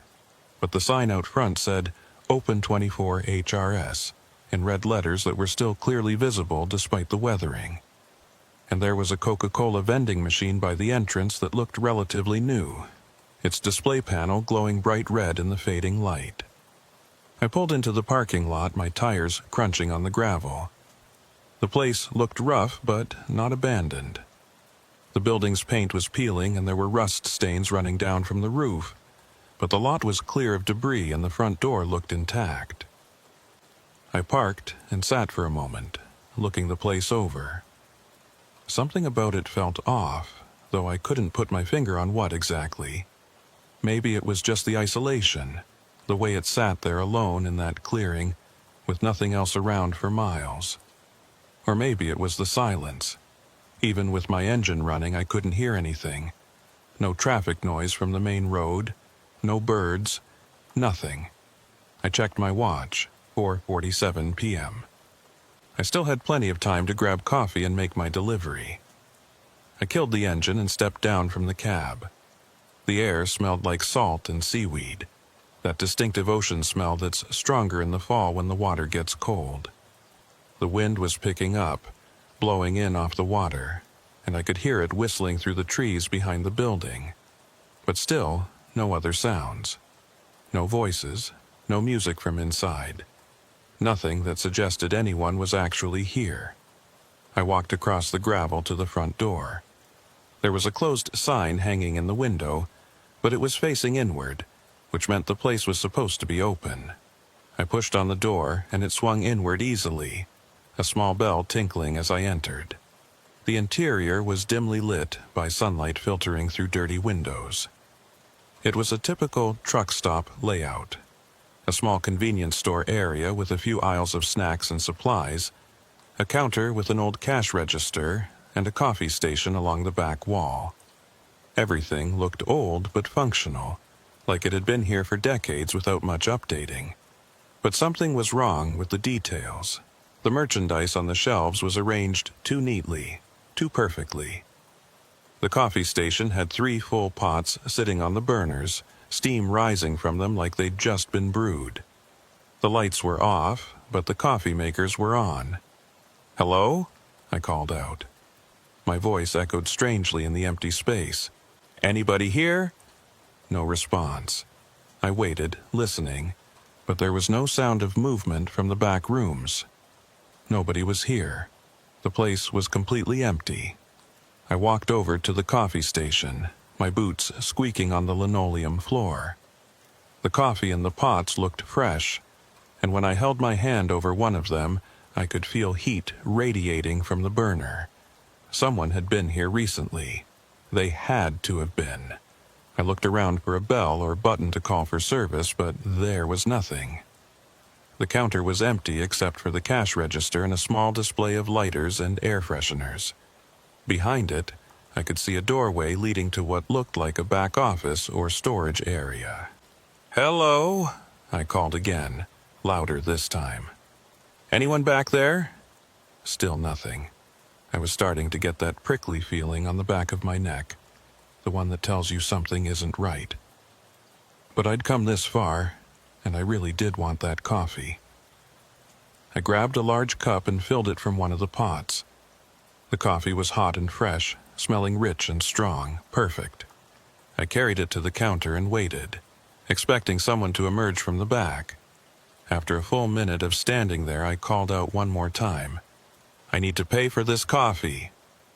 Silence. I set a $5 bill on the counter, way more than enough for a cup of coffee, and turned to leave.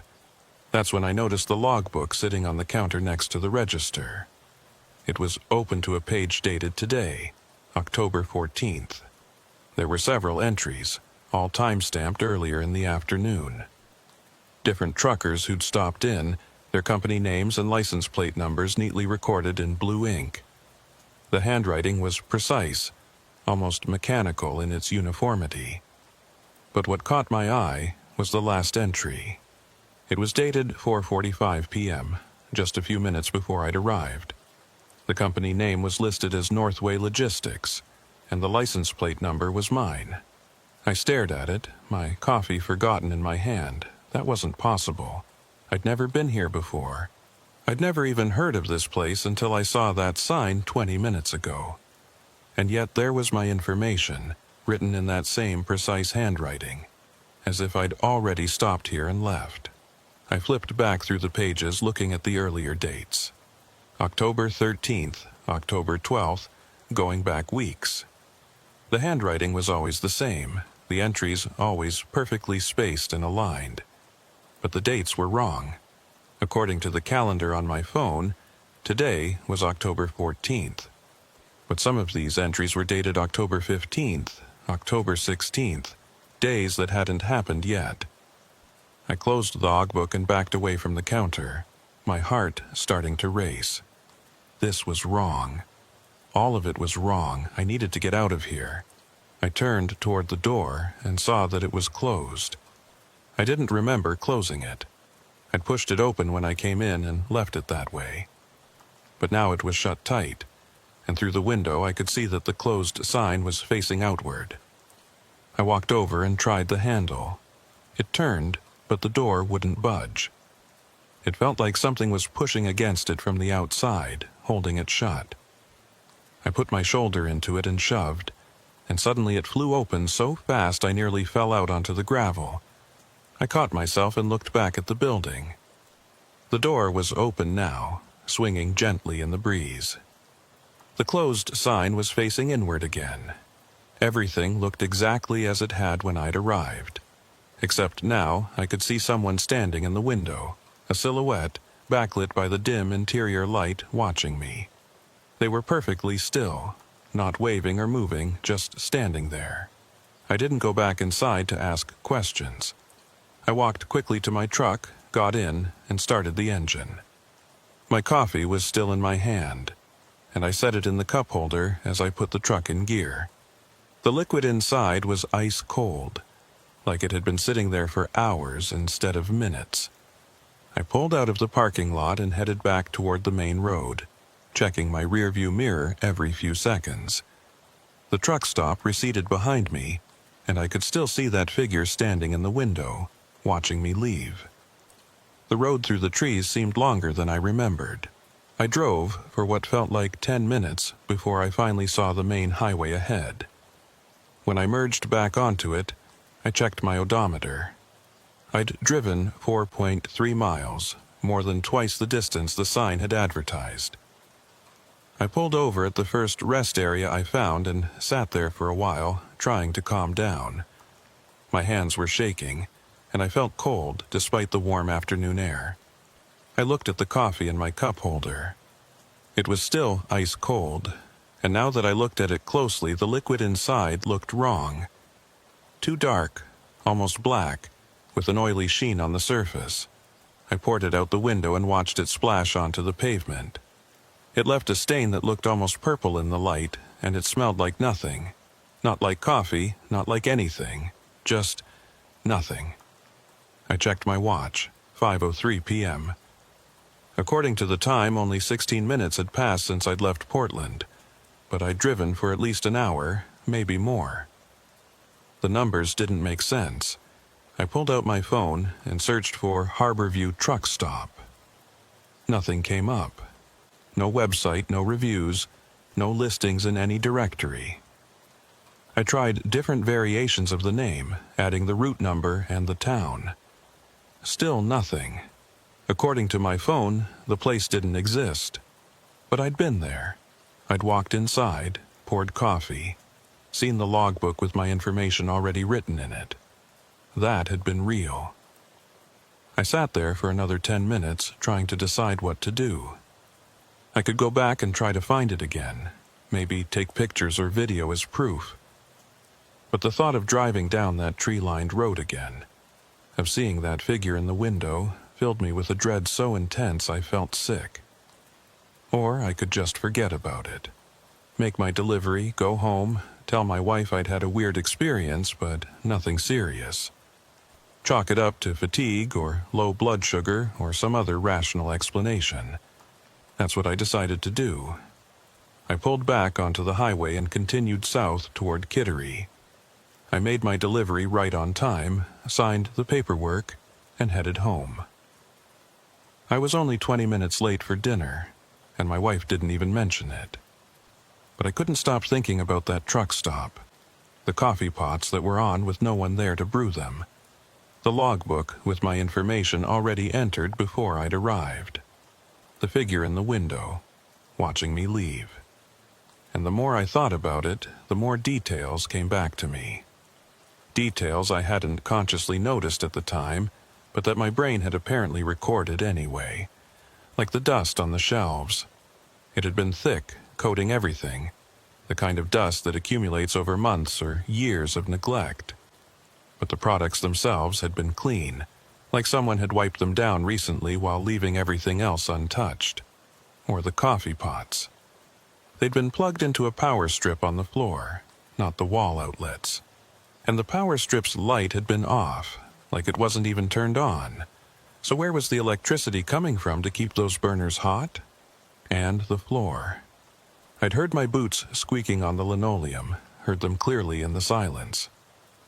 But when I'd looked down, I'd been walking on carpet, old, stained carpet that didn't match the linoleum I'd seen when I first entered. These inconsistencies piled up in my mind, each one making the experience feel less like a simple misunderstanding and more like something fundamentally wrong. Like I'd stepped into a place that wasn't quite real, or that existed in some space between real and not real. I didn't sleep well that night. I kept dreaming about the truck stop, about walking through its aisles while that figure watched me from the window. In the dreams, I could see its face, or where its face should have been, but there was nothing there, just a smooth blank surface like a mannequin. The next morning, I told myself I was being ridiculous.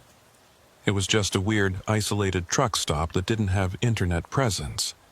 Plenty of small businesses, especially old ones, didn't bother with websites or online listings. The logbook thing was probably just a coincidence. Maybe an old entry I'd misread in the dim light.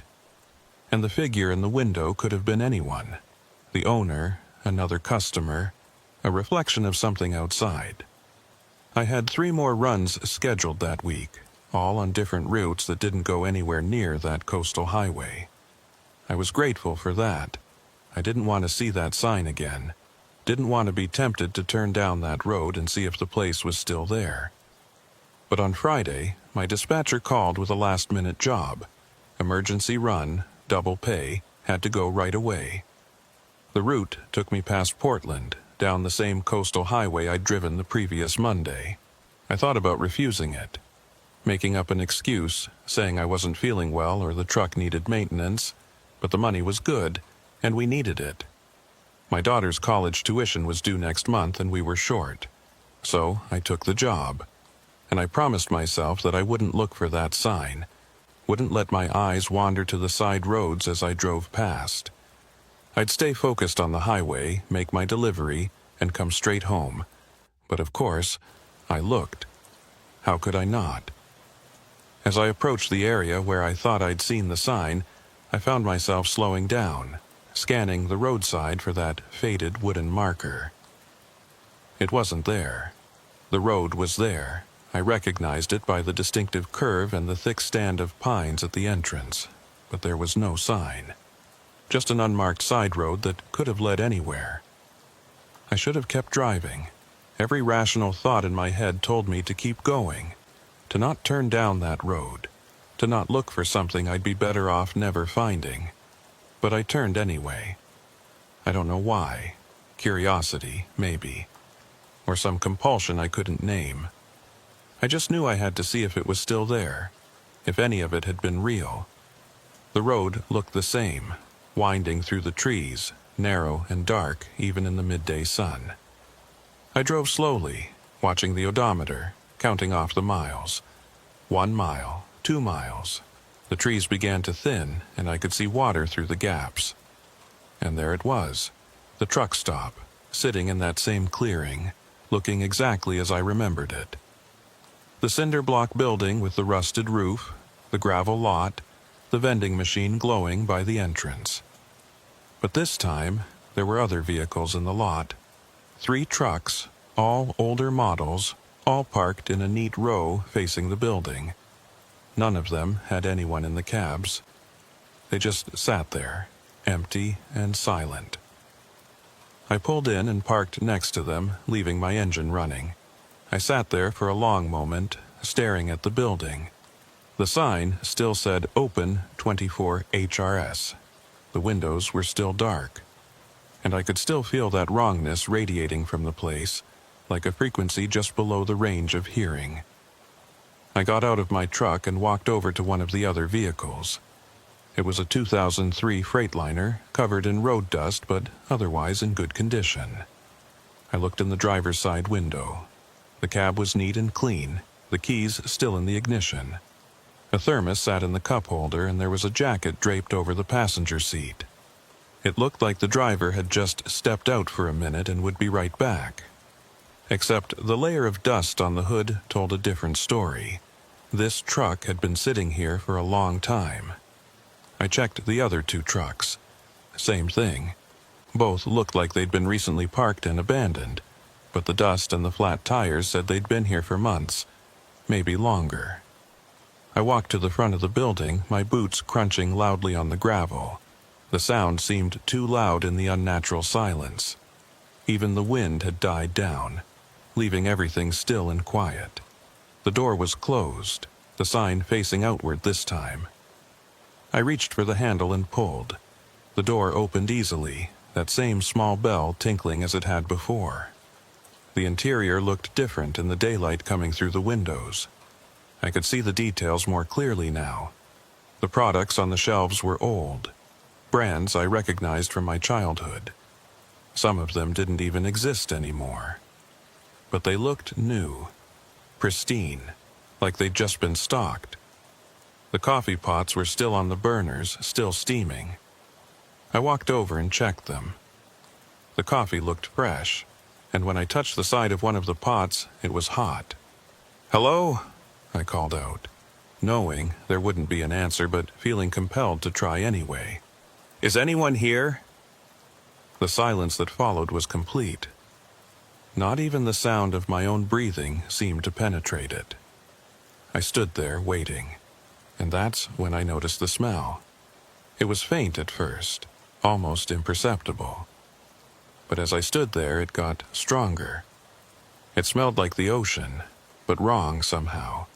Like seawater that had been sitting in a closed container for too long, growing stale and thick. I backed toward the door, my eyes scanning the aisles and the counter area. That's when I saw the logbook again. It was sitting in the exact same spot, open to the exact same page. I walked over and looked at it, already knowing what I'd find. And there it was. Another entry for today, Friday, October 18th. My company name, my license plate number, time-stamped at 12:34 p.m., 15 minutes before I'd actually arrived. But this time, there was something else. Below my entry, in that same mechanical handwriting, someone had written, "Did not leave, still here." I stared at those words for what felt like forever, my brain trying to process what they meant. Did not leave, still here, but I had left. I'd driven away on Monday, made it home safely, lived 4 normal days since then. I wasn't still here. Unless this entry wasn't about me, unless it was about someone else who'd stopped here. Someone who matched my vehicle description. Someone who hadn't made it out. I flipped through the logbook again, going back through the pages. The entries went back for months, maybe years. Hundreds of trucks, all listed with the same precise detail. Company names I recognized, some I didn't. License plates from states all across the country, and under many of them in that same handwriting, "Did not leave, still here." I counted them as I flipped through.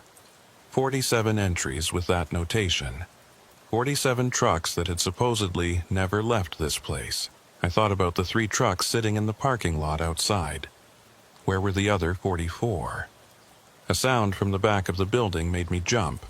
It was faint, barely audible, but definitely real. A scraping sound like something being dragged across a floor.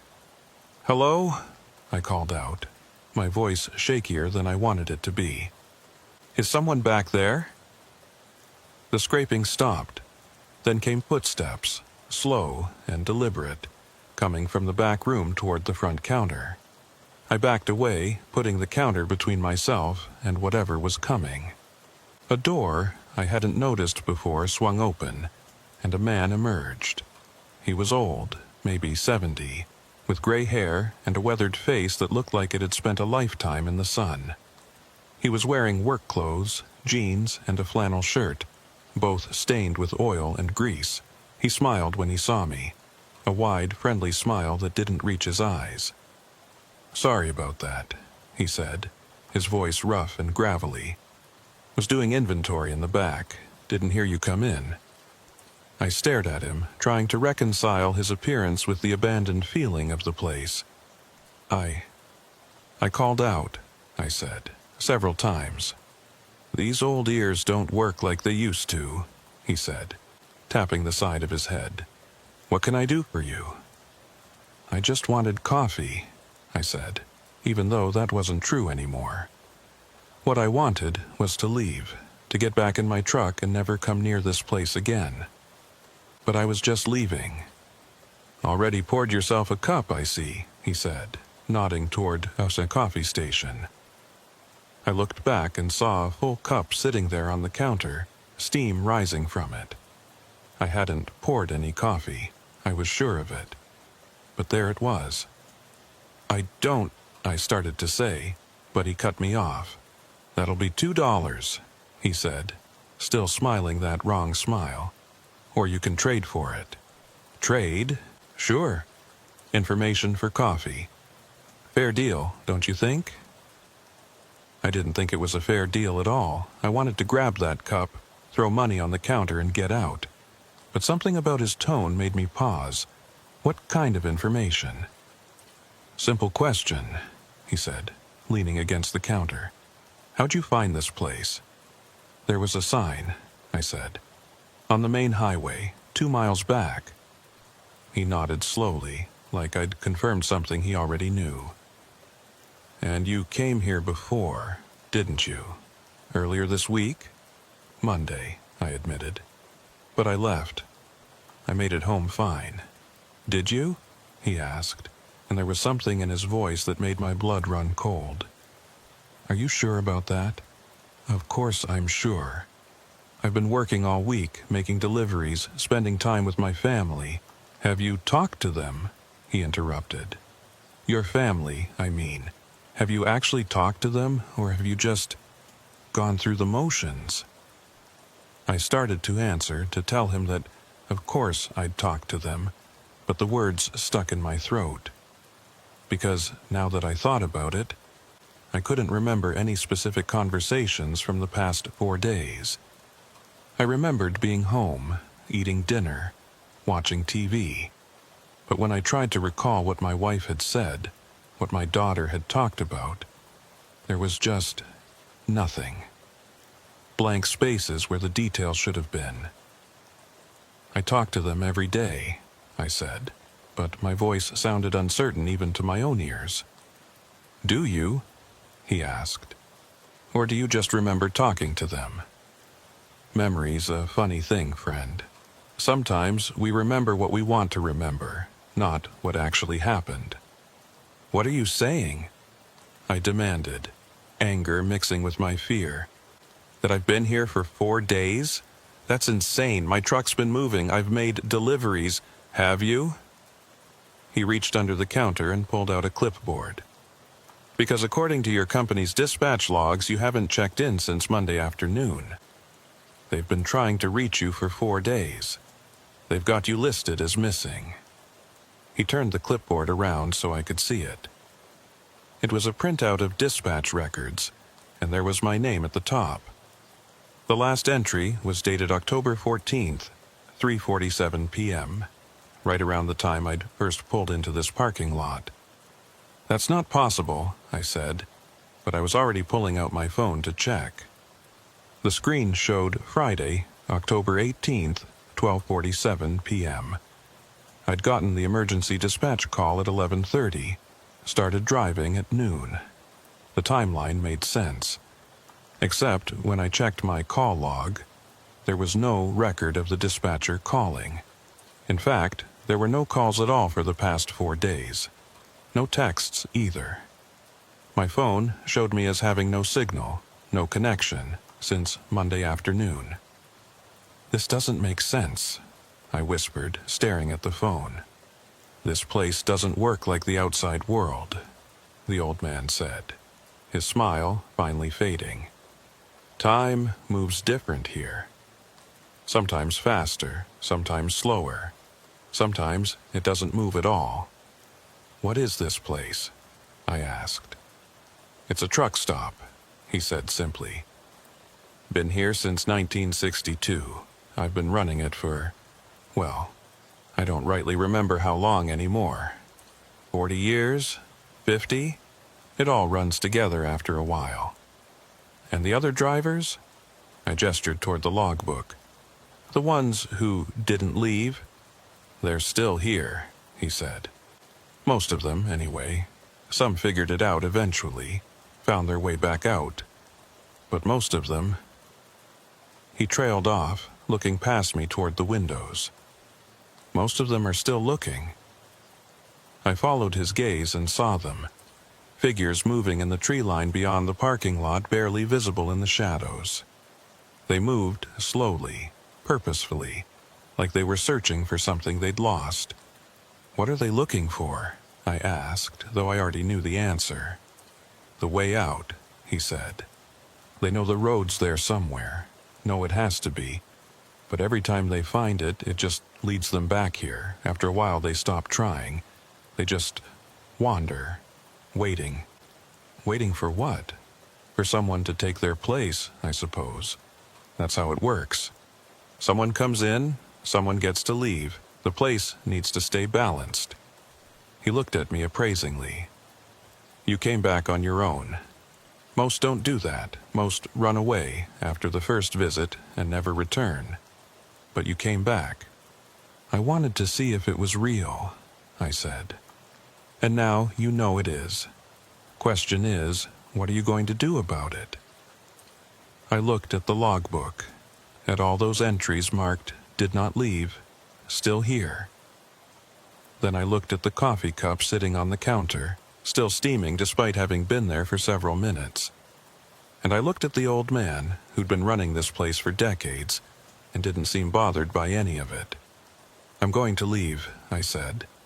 "I'm going to get in my truck and drive away, and I'm never coming back." He nodded slowly. "You can try. The road's right where you left it. But I should warn you, it's not that simple. This place doesn't like letting people go once they've been here twice.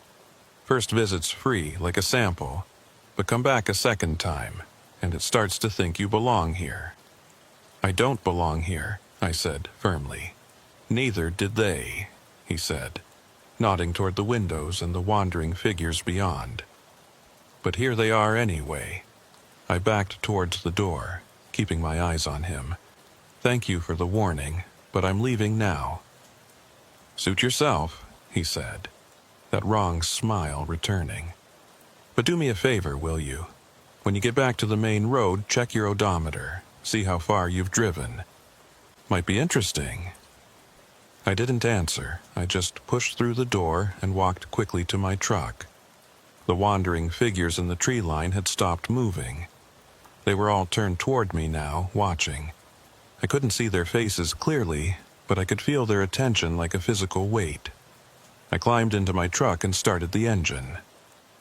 The 3 parked vehicles sat silent next to me, their absent drivers somewhere out there in the trees, still searching for a way out they'd never find. I put the truck in gear and pulled out of the parking lot, onto the narrow road leading back through the forest.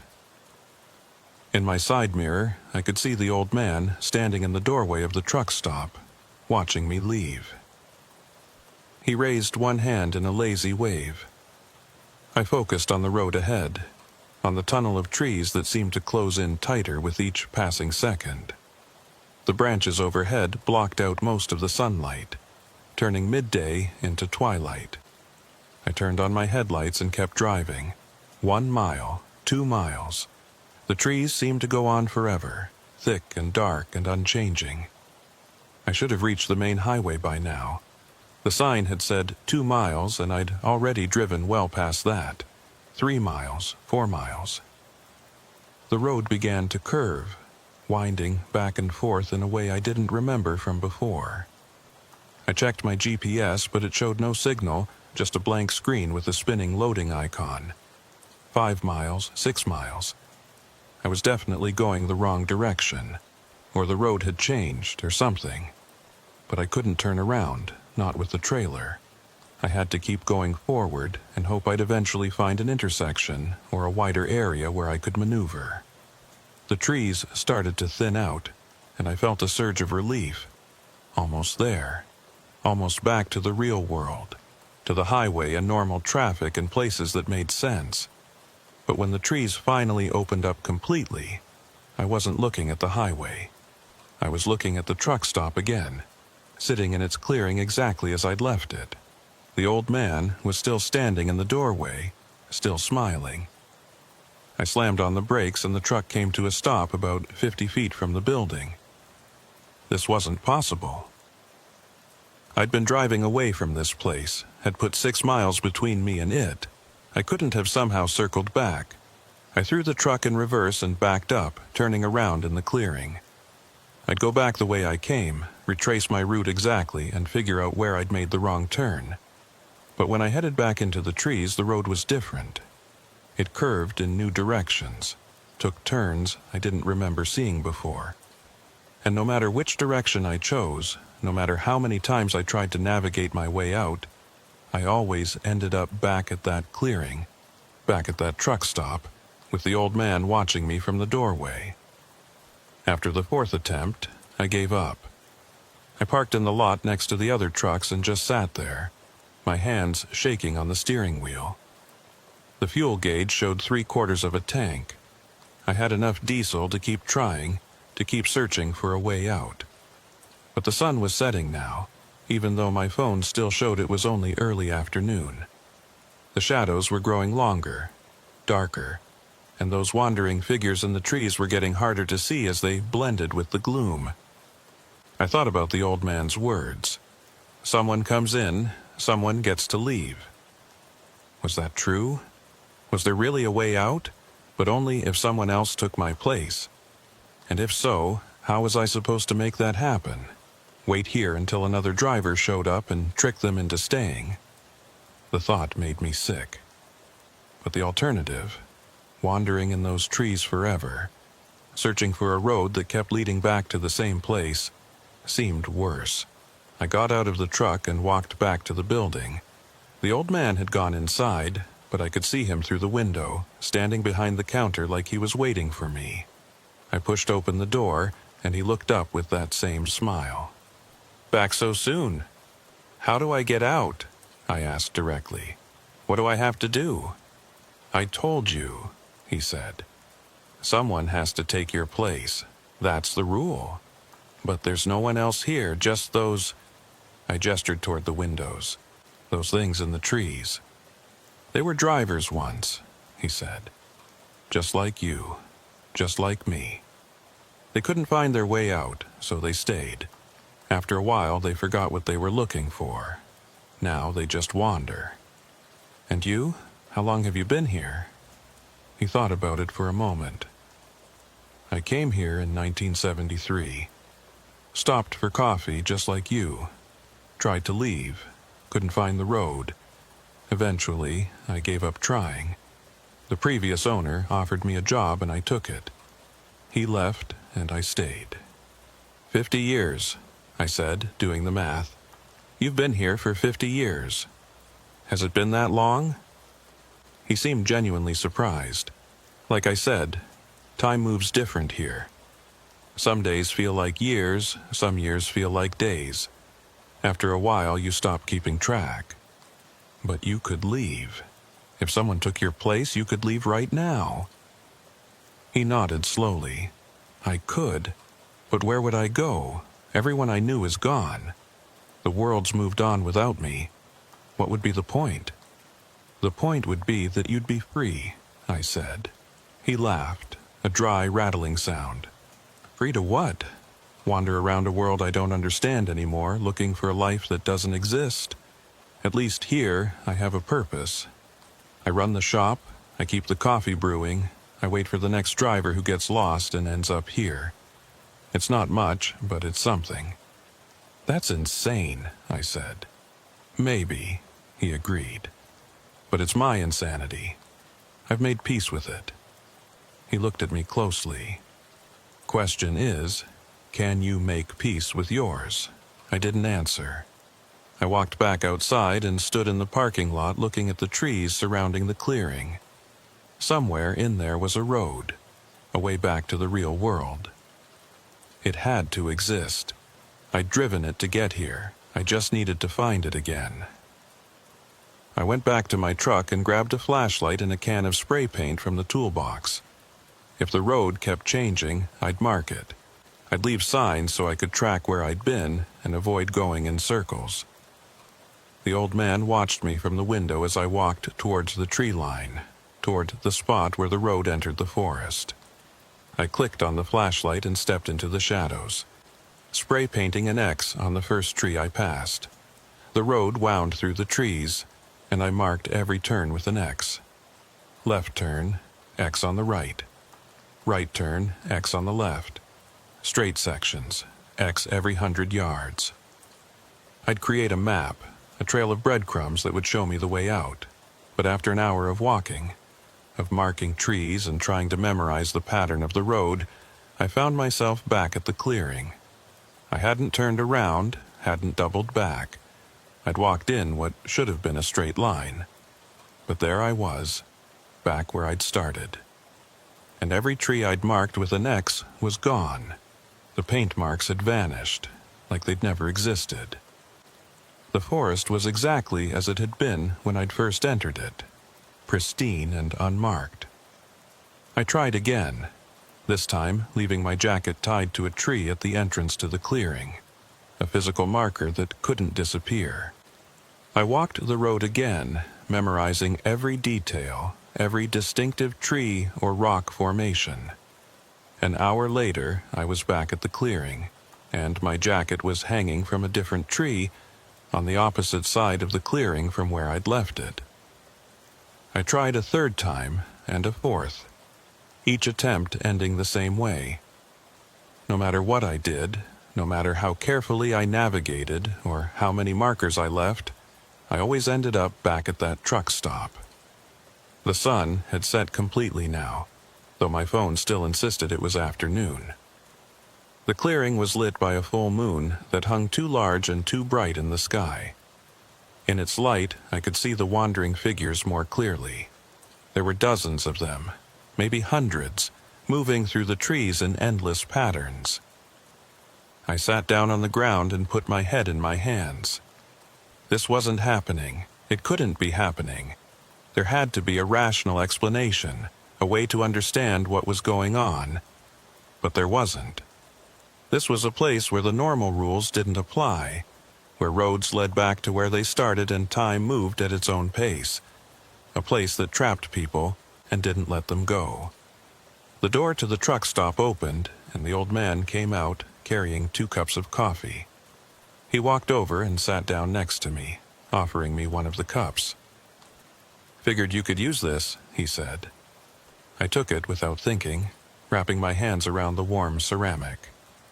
The coffee smelled good, rich and strong, but I didn't drink it, I just held it, letting the heat seep into my cold fingers. "There's no way out, is there?" I said. "There's always a way out," he said. "You just haven't found it yet. But you never found it. And all those people wandering in the woods, they never found it either." "That's true," he admitted. But maybe you'll be different. Maybe you'll be the one who figures it out."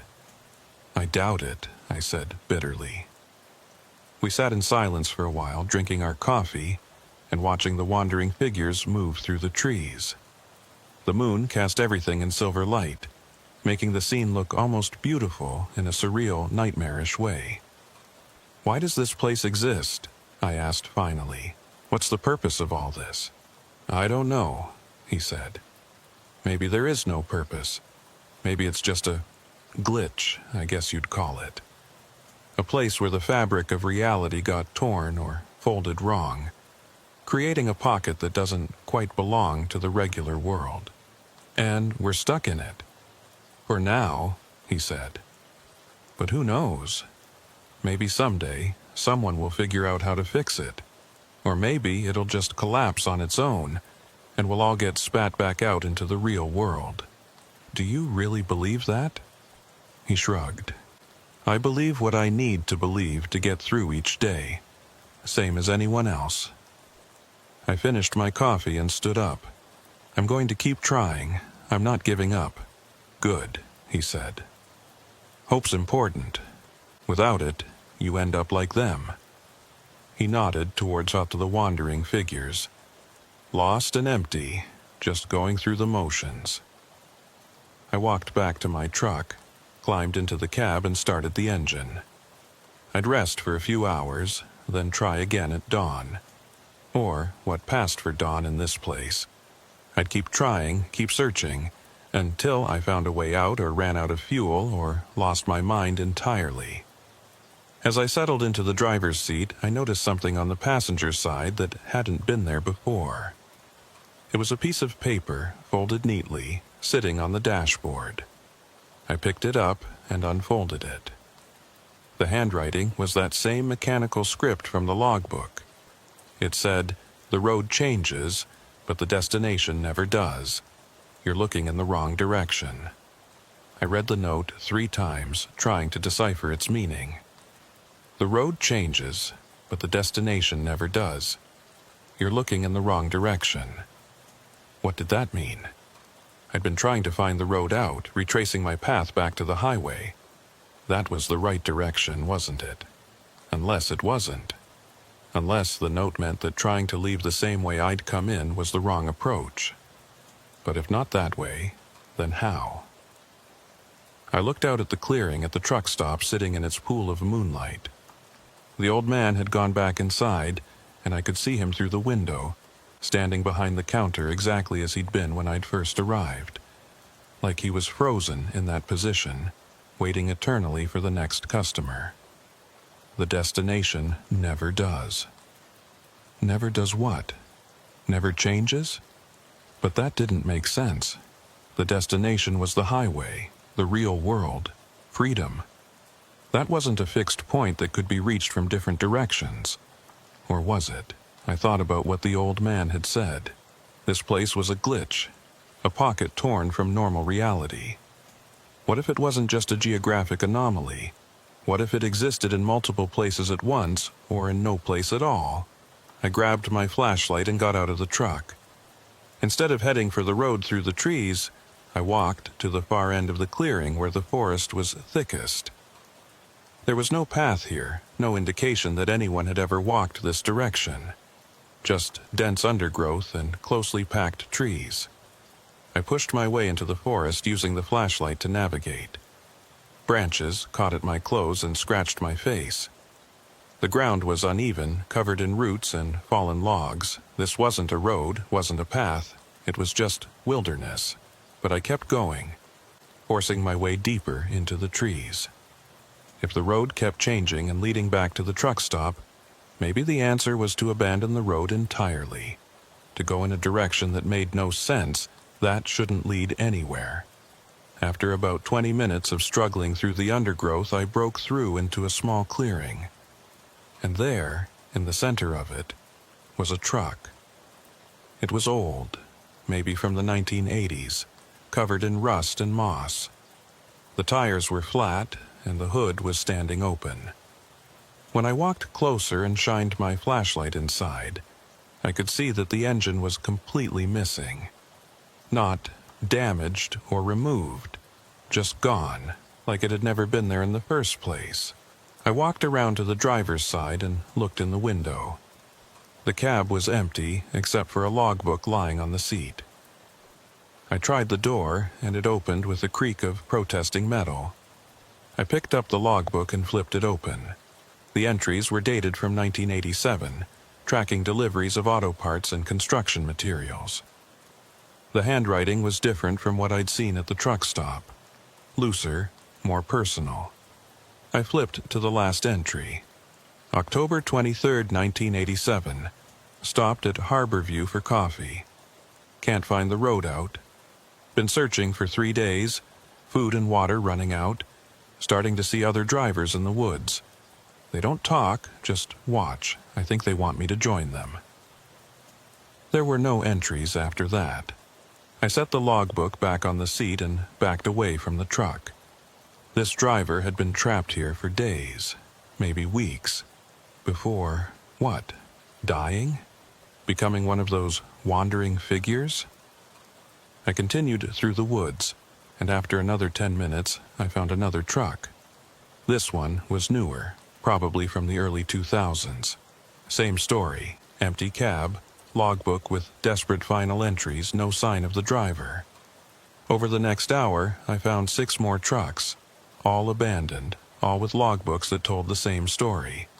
Drivers who'd stopped at Harborview, couldn't find the way out, and eventually gave up or ran out of supplies or lost their minds. But none of them had tried this direction.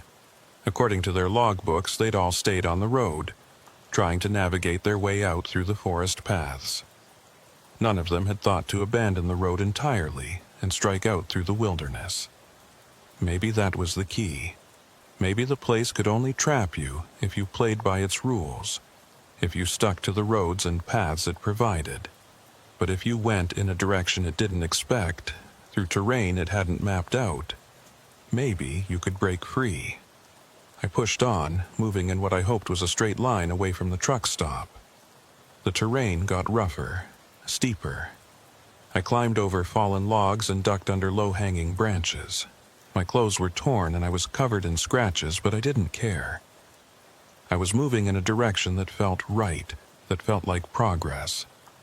Then I heard the ocean, the distant crash of waves against rocks, growing louder as I walked. I was getting close to the coast, to the edge of whatever pocket dimension this was.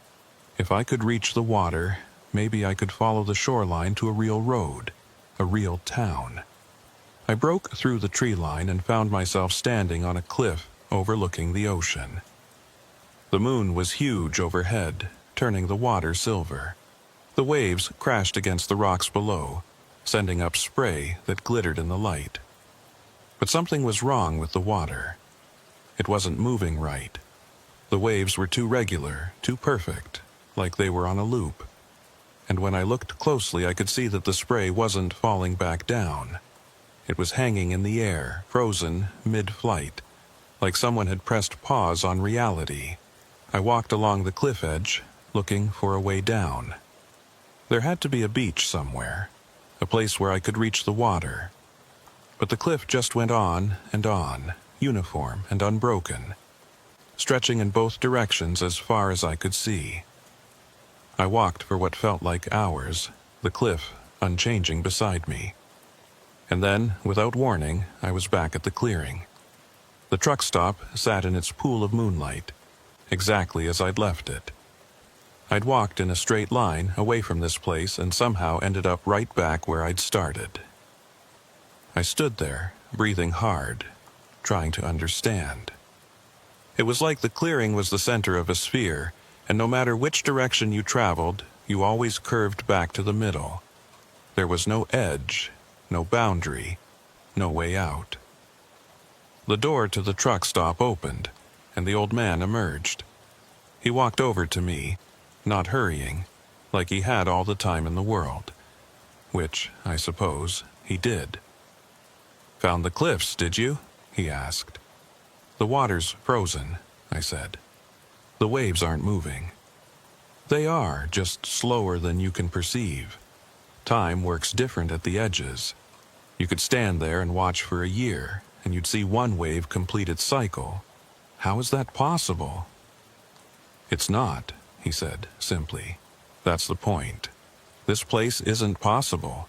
It doesn't obey the rules of the reality you came from. So trying to navigate it using those rules won't work. Then how do I get out? I demanded, my frustration boiling over. You said someone comes in, someone gets to leave. But there's nobody else here. Just you and me and those things in the woods. That's not entirely true, he said. There's always someone coming. You just have to wait for them. How long? Hours? Days? Years? He shrugged. Depends. Sometimes a truck comes through every few days. Sometimes it's months between visits. No way to predict it. I wanted to scream, to rage at the unfairness of it all. But what good would that do? This place didn't care about fairness. It didn't care about anything. I walked back to my truck and sat in the cab, thinking. The old man had said he'd been here since 1973, 50 years. He'd taken over from whoever was running the place before him, and that person had presumably gotten out. So there was a pattern, a system. You get trapped, you wait for the next person, you leave. But I couldn't wait 50 years. I couldn't even wait 50 days. My family would think I was dead. They'd move on, build lives without me. My daughter would grow up without a father. My wife would remarry. Everything I cared about would slip away while I was stuck in this pocket dimension, brewing coffee and waiting for the next lost driver. There had to be another way. Something the old man wasn't telling me or something he didn't know himself. I thought about the note. The road changes, but the destination never does. You're looking in the wrong direction. What if the destination wasn't the highway? What if it was something else entirely? The note had appeared in my truck, which meant someone had put it there. Someone who wanted me to understand something. I got out and walked back into the truck stop. The old man was behind the counter, wiping it down with a rag, even though it was already spotless. Who left the note in my truck? I asked. He looked up, genuinely puzzled. What note? The one about the road changing. Someone put it on my dashboard. He shook his head. Wasn't me. Must have been someone else. There is no one else, I said. Just you, me, and the wanderers. Well, he said slowly, I suppose one of them could have done it. They're not completely gone, you know. Some of them still have moments of clarity, times when they remember who they were. Which one? No way to know. They all look the same after a while. I walked to the window and looked out at the figures moving through the trees. Dozens of them, maybe more, all wandering in their endless patterns. One of them had left that note. One of them had figured something out, had learned something important enough to try to communicate it. I went back outside and walked toward the nearest figure. As I got closer, I could see it was wearing the remains of a trucker's uniform, faded and torn but still recognizable. It was moving in a slow circle, its head down like it was searching for something on the ground. "Hey," I called out. "Did you leave a note in my truck?" It didn't respond, didn't even acknowledge that I'd spoken, just kept walking its circular pattern. I tried another figure and another, asking the same question. None of them responded. None of them even looked at me. They were completely lost in their own worlds, trapped in whatever loop their minds had created. But on the 7th try, something different happened. The figure stopped walking. It raised its head slowly and looked directly at me, and I could see its face clearly in the moonlight. It was me. Or rather, it looked exactly like me. Same features, same build, even wearing the same clothes I had on. "You're looking in the wrong direction," it said, its voice flat and emotionless. "The way out isn't behind you. It's ahead." "What does that mean?" I asked. my heart pounding. "You've been trying to go back," it said. "Back to the highway, back to your life, back to the way things were, but you can't go back. You can only go forward." "Forward to what?" "To what comes next," it said. And then it turned and walked away, resuming its endless wandering pattern. I stood there trying to process what it had said. I'd been trying to retrace my steps, to undo my mistake of stopping here. But what if that wasn't possible? What if the only way out was to go deeper in, to fully commit to whatever this place was? I walked back to the truck stop and went inside. The old man looked up as I entered. "I need to understand how this place works," I said. "Really understand it. Not just the surface level stuff, but the mechanics of it." He studied me for a long moment, then nodded. "All right. But understanding comes with a price. Once you know how it works, you can't unknow it, and that knowledge might not help you the way you think it will." "I'll take that risk," I said. He gestured for me to follow him, and he led me through the door to the back room. I'd expected a storage area or office, but what I saw stopped me in my tracks. The room was enormous, far too large to fit inside the small building I'd seen from outside. It stretched back impossibly far, filled with rows and rows of shelves. And on those shelves were things, objects I couldn't quite focus on, items that seemed to shift and change when I looked directly at them. "What is this?" I asked. "This is what the place collects," he said. "Every driver who stops here leaves something behind, even if they eventually get out. A piece of their time, their memories, their self. It all ends up here." He walked down one of the aisles, and I followed. The objects on the shelves became clearer as we moved deeper into the room. I saw watches, all stopped at different times. Photographs of people I didn't recognize. Logbooks filled with entries that contradicted each other. Pieces of vehicles, steering wheels, side mirrors, gear shifts, all arranged neatly like museum exhibits. "Why does it collect these things?" I asked. "Because that's what it is," he said. "This place isn't a truck stop that got caught in some dimensional anomaly. It's the anomaly itself, a place that exists specifically to trap travelers, to collect their stories and memories and artifacts. The truck stop is just the interface, the way it interacts with our reality." "But why?" he shrugged. "Maybe it's hungry. Maybe it's lonely. Maybe it's just following some instinct we can't comprehend. Does it matter?" We reached the end of the aisle, and he stopped in front of a shelf that held a single object. A coffee cup. It was the same kind I'd seen in the front of the store, white ceramic with the truck stop's logo on the side. "Every truck stop has a cup like this," he said. "A symbol of hospitality, of providing comfort to travelers. But this cup is different. It's the source, the anchor point that keeps this place connected to the roads outside." I looked at the cup more closely. It seemed completely ordinary, nothing special about it. But as I stared at it, I started to see things in its surface. Reflections that didn't match the room around us. Images of highways and truck stops, of drivers and vehicles, all flowing across the ceramic like scenes on a television screen. "If I destroy it?" I asked. "The place might collapse, or it might create a new anchor, or nothing might happen at all. There's no way to know without trying." I reached for the cup, but he grabbed my wrist. "Think carefully before you do this. If the place collapses while you're inside it, there's no telling where you'll end up. You might get back to your reality. You might end up somewhere worse. You might cease to exist entirely." I hesitated, my hand hovering over the cup. This could be my way out, or it could be my death. No way to know without trying. But what other choice did I have? Wait here for years until another driver showed up? Become one of those wandering figures, lost and empty?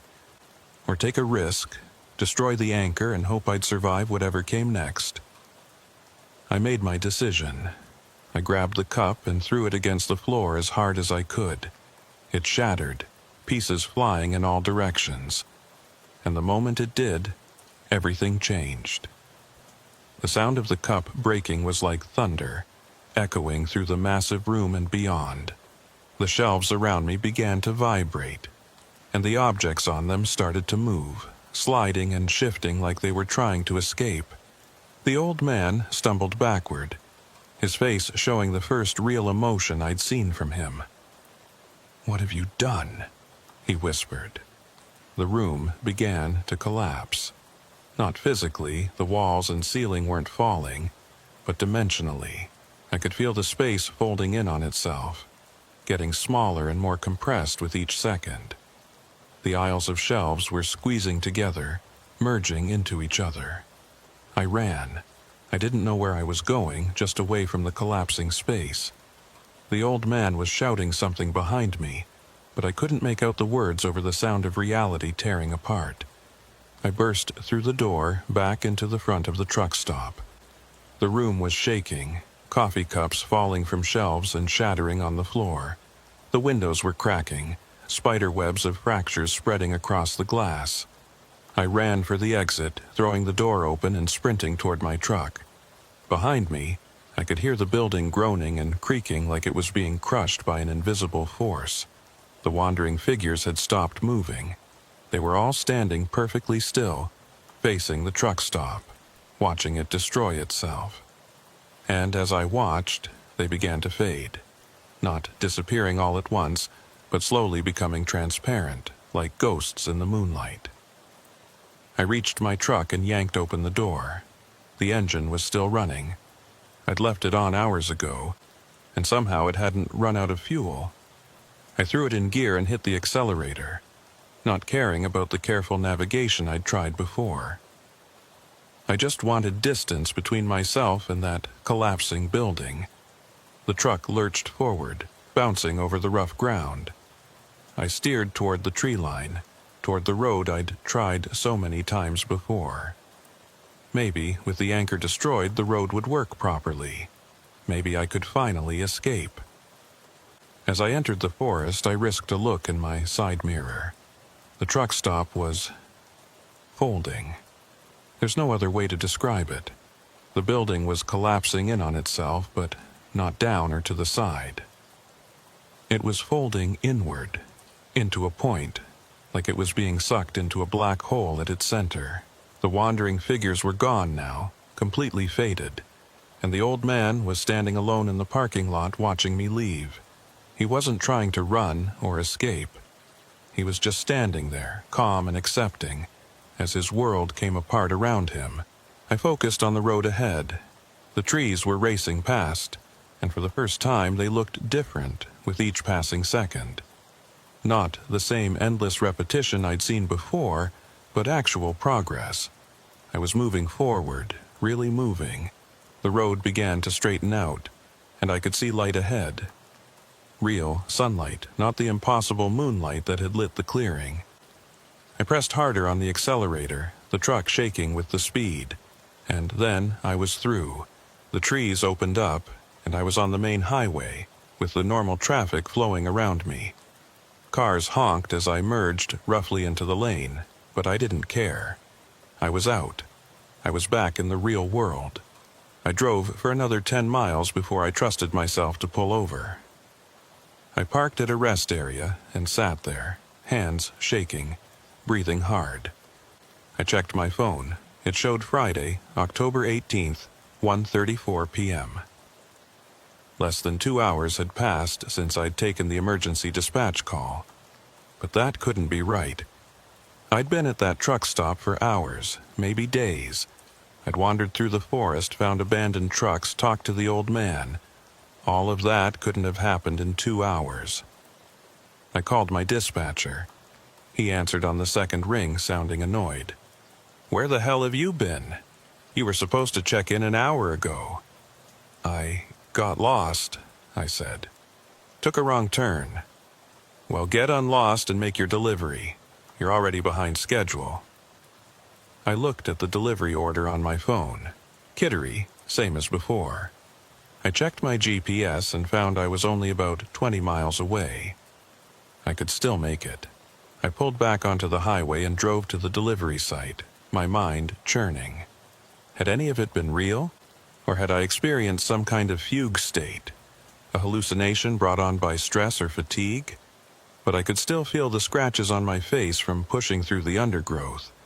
My clothes were torn in places they hadn't been before. And when I checked my pockets, I found pieces of broken ceramic, fragments of the cup I'd destroyed. I made the delivery and signed the paperwork. The warehouse manager commented on my appearance, asked if I was okay. I told him I'd had a rough drive, which was true enough. He accepted it without further questions. On the drive home, I couldn't stop thinking about the old man. Had he survived the collapse? Was he still trapped in whatever remained of that place? Or had he finally been released, set free after 50 years? I tried searching for the truck stop again on my phone. Still nothing. No listings, no reviews, no mention of it anywhere online. I searched for the other drivers I'd found in the forest, the ones whose logbooks I'd read. Some of them appeared in missing persons databases, truckers who'd disappeared on coastal runs decades ago. But there was no indication any of them had been found. When I got home, my wife greeted me at the door with a kiss. "How was your day?" "Fine," I lied. "Normal delivery run." She didn't notice the scratches, didn't comment on my torn clothes. It was like she couldn't see them, or her mind was smoothing over the inconsistencies to create a normal memory of a normal day. I went to bed early that night, exhausted in a way that went beyond physical tiredness. I felt drained, empty, like something had been taken from me that I couldn't quite identify. I dreamed about the truck stop. In the dream, I was walking through the back room again, looking at all those shelves full of collected items. But this time I saw something I'd missed before. My own watch sitting on one of the shelves, still ticking away even though the real watch was on my wrist. The old man was there too, reorganizing the shelves like nothing had happened. When he saw me, he smiled that wrong smile and said, "You can't destroy what doesn't exist in the first place. You can only change its form." I woke up, gasping, my heart racing. It was 3:47 a.m. I got out of bed and went to the bathroom, splashing cold water on my face. In the mirror, I could see the scratches on my cheeks and forehead were gone. My clothes, which I'd left in a torn pile in the corner, were neatly folded and undamaged. It was like the whole thing had been erased, reality rewriting itself to remove the evidence. But I remembered. I remembered all of it. Over the next few weeks, I kept expecting something to happen. A call from the old man, or seeing the wandering figures in the woods along other highways, or finding that truck stop sign on a different road. But nothing came. Life went back to normal, deliveries and dinners and the ordinary routine of existence. Except, I started noticing things, small inconsistencies that most people wouldn't catch. The way time seemed to skip occasionally, jumping forward a few seconds without anyone else noticing. The way certain roads looked different each time I drove them, even though they shouldn't change. The way my logbook sometimes had entries I didn't remember writing. I mentioned it to other truckers at a rest stop one night. Casual, just making conversation. One of them, an older guy named Briggs who'd been driving for 30 years, gave me a strange look. "You been to Harborview?" he asked quietly. My blood ran cold. "You know about it?" He nodded slowly. "Stopped there once, back in night 8. Managed to get out, but it took me 3 days. When I finally made it back to the real world, only an hour had passed." He leaned in closer. "It changes you, that place. Once you've been there, you're never quite the same. You see the cracks in reality that normal people don't notice. Are there others? I asked. Other places like it? Dozens, he said, maybe hundreds. They're everywhere if you know what to look for. Truck stops that don't appear on any map. Rest areas that only exist on certain nights. Roads that lead somewhere they shouldn't. He finished his coffee and stood up. My advice? Don't look for them. And if you accidentally find one, drive past it. Don't stop, don't go inside, don't engage with it in any way. But you stopped at Harborview, I pointed out. Yeah, he said, and I've regretted it every day since. He walked away without saying goodbye. I thought about his words as I continued my route. Don't look for them. Good advice, probably. But I couldn't help wondering about those other places, those cracks in reality. Were they all like Harborview? Were there drivers trapped in them, waiting for someone to take their place? A month after my experience, I was driving through Vermont on a night run when I saw a sign. Harborview Truck Stop, 2 miles. The same faded wooden sign, the same arrow pointing down a side road. I slowed down, my heart pounding. This was impossible. I'd destroyed the anchor, watched the place collapse. It shouldn't exist anymore. But there was the sign, as real and solid as anything else. I pulled over and sat there, staring at it. I could keep driving. I could pretend I hadn't seen it. Or I could turn down that road and see if the truck stop was really there. I thought about the old man, about the wandering figures, about all those drivers whose logbooks I'd read, about Briggs, who'd spent 25 years regretting a single stop for coffee. I put the truck in gear and drove past the sign without turning.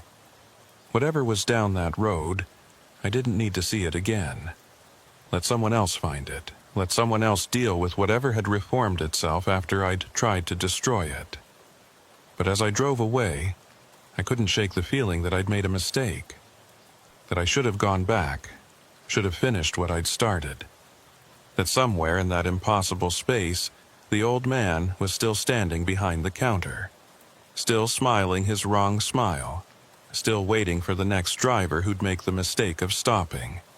And maybe, just maybe, that driver would be the one to truly end it.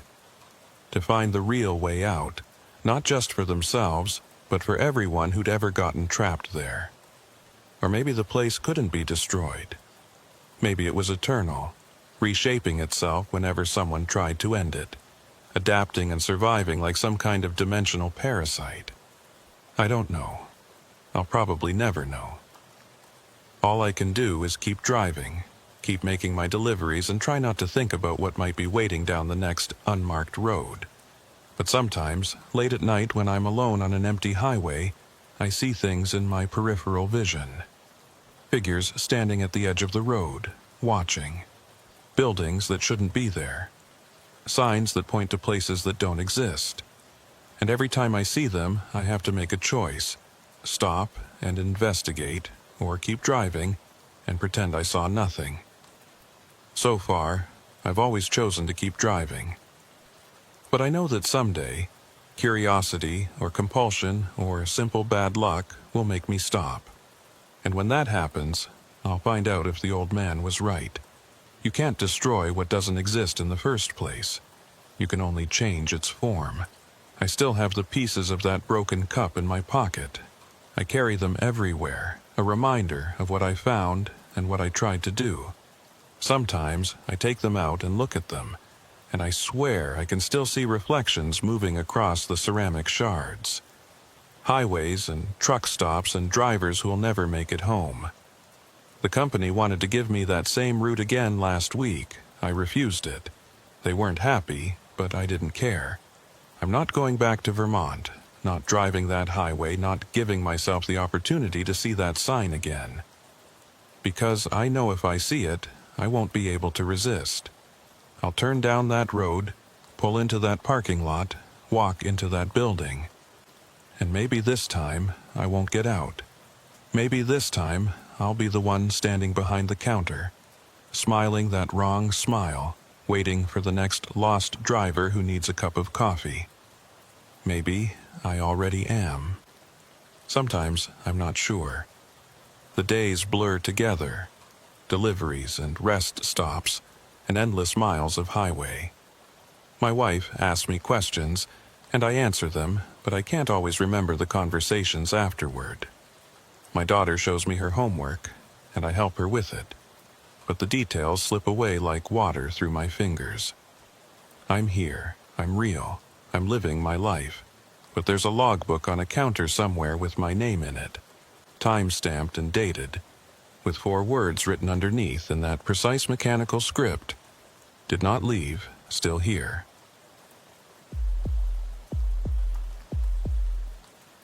The weather report said the storm would miss us. Clear skies all the way to Bangor, the dispatcher said at 6 a.m. He was wrong. My name is Cole Hartley, and I haul refrigerated goods up the northeastern coast. 8 years of driving trucks has taught me to trust my gut over forecasts. I should have listened to that instinct. This run was simple. Frozen seafood from Portland to Bangor. 200 miles on I-95, done it dozens of times. Load up at 7 a.m., deliver by 11, home by dinner. The first hour went perfectly. Then, 20 miles south of Augusta, dark clouds rolled in from the east. Not gradual overcast, but a solid wall of storm racing toward me. I called dispatch. Thought you said the storm was tracking east. Radar shows it over the ocean, heading away from the coast, he said. Must be a glitch. 10 minutes later, the blizzard hit. Heavy, wet snow reducing visibility to almost nothing. I slowed to 30 miles per hour, but kept moving. The delivery deadline was 2 p.m. That's when I saw the sign. I-95 north closed ahead. Detour. Electronic message board, arrow pointing to an exit ramp. I took it, following the signs onto Route 3. The snow intensified, wind pushing the truck, making me fight the wheel. After 30 minutes, I realized something was wrong. The signs were leading me east toward the coast, not north to Bangor. My GPS showed Route 3 heading north. My compass said I was going east. No phone signal. The detour signs kept appearing, guiding me along a coastal route. I followed because turning around with a 53-foot trailer in a blizzard wasn't an option. Through the snow, I glimpsed the ocean to my right. Massive waves crashed against the shore, spray freezing midair into strange ice formations. After an hour, I saw another truck ahead, moving slowly through the storm. Relief flooded through me. I wasn't alone. I sped up to catch it, but no matter how fast I went, the distance remained constant.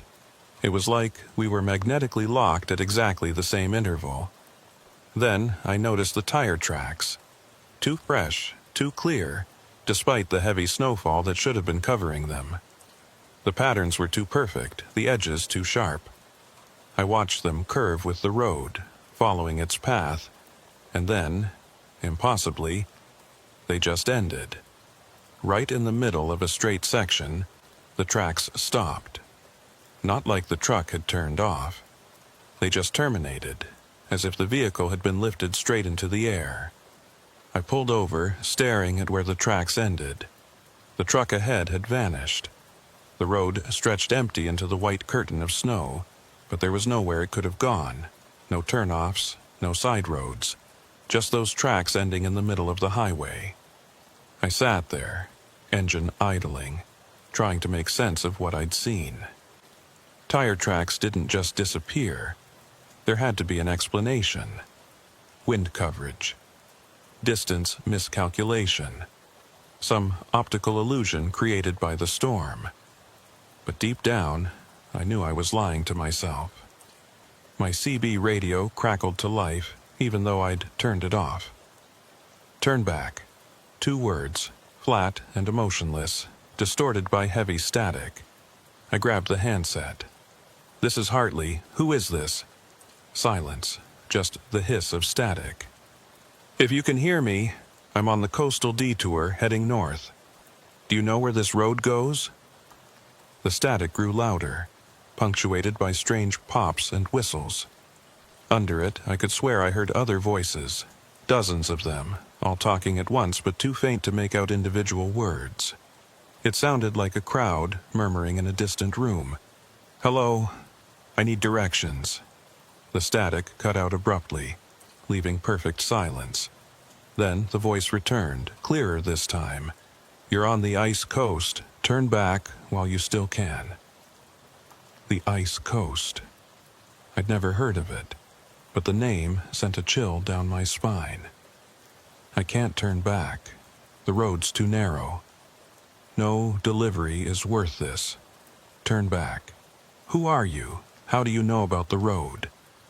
But there was no answer. Just that hissing static again, gradually fading until the CB was completely silent. I put the truck back in gear and continued driving, my hands gripping the wheel tighter than necessary. My mouth was dry despite the cold, and I could feel my heart beating faster. Something was very wrong with this road. 20 minutes later, a town appeared through the snow. It materialized suddenly. One moment I was surrounded by forest and empty road. The next I was driving into a cluster of buildings. Old buildings from the early 1900s lined both sides of the street. A general store with faded lettering, a post office with peeling paint, a diner with a broken neon sign.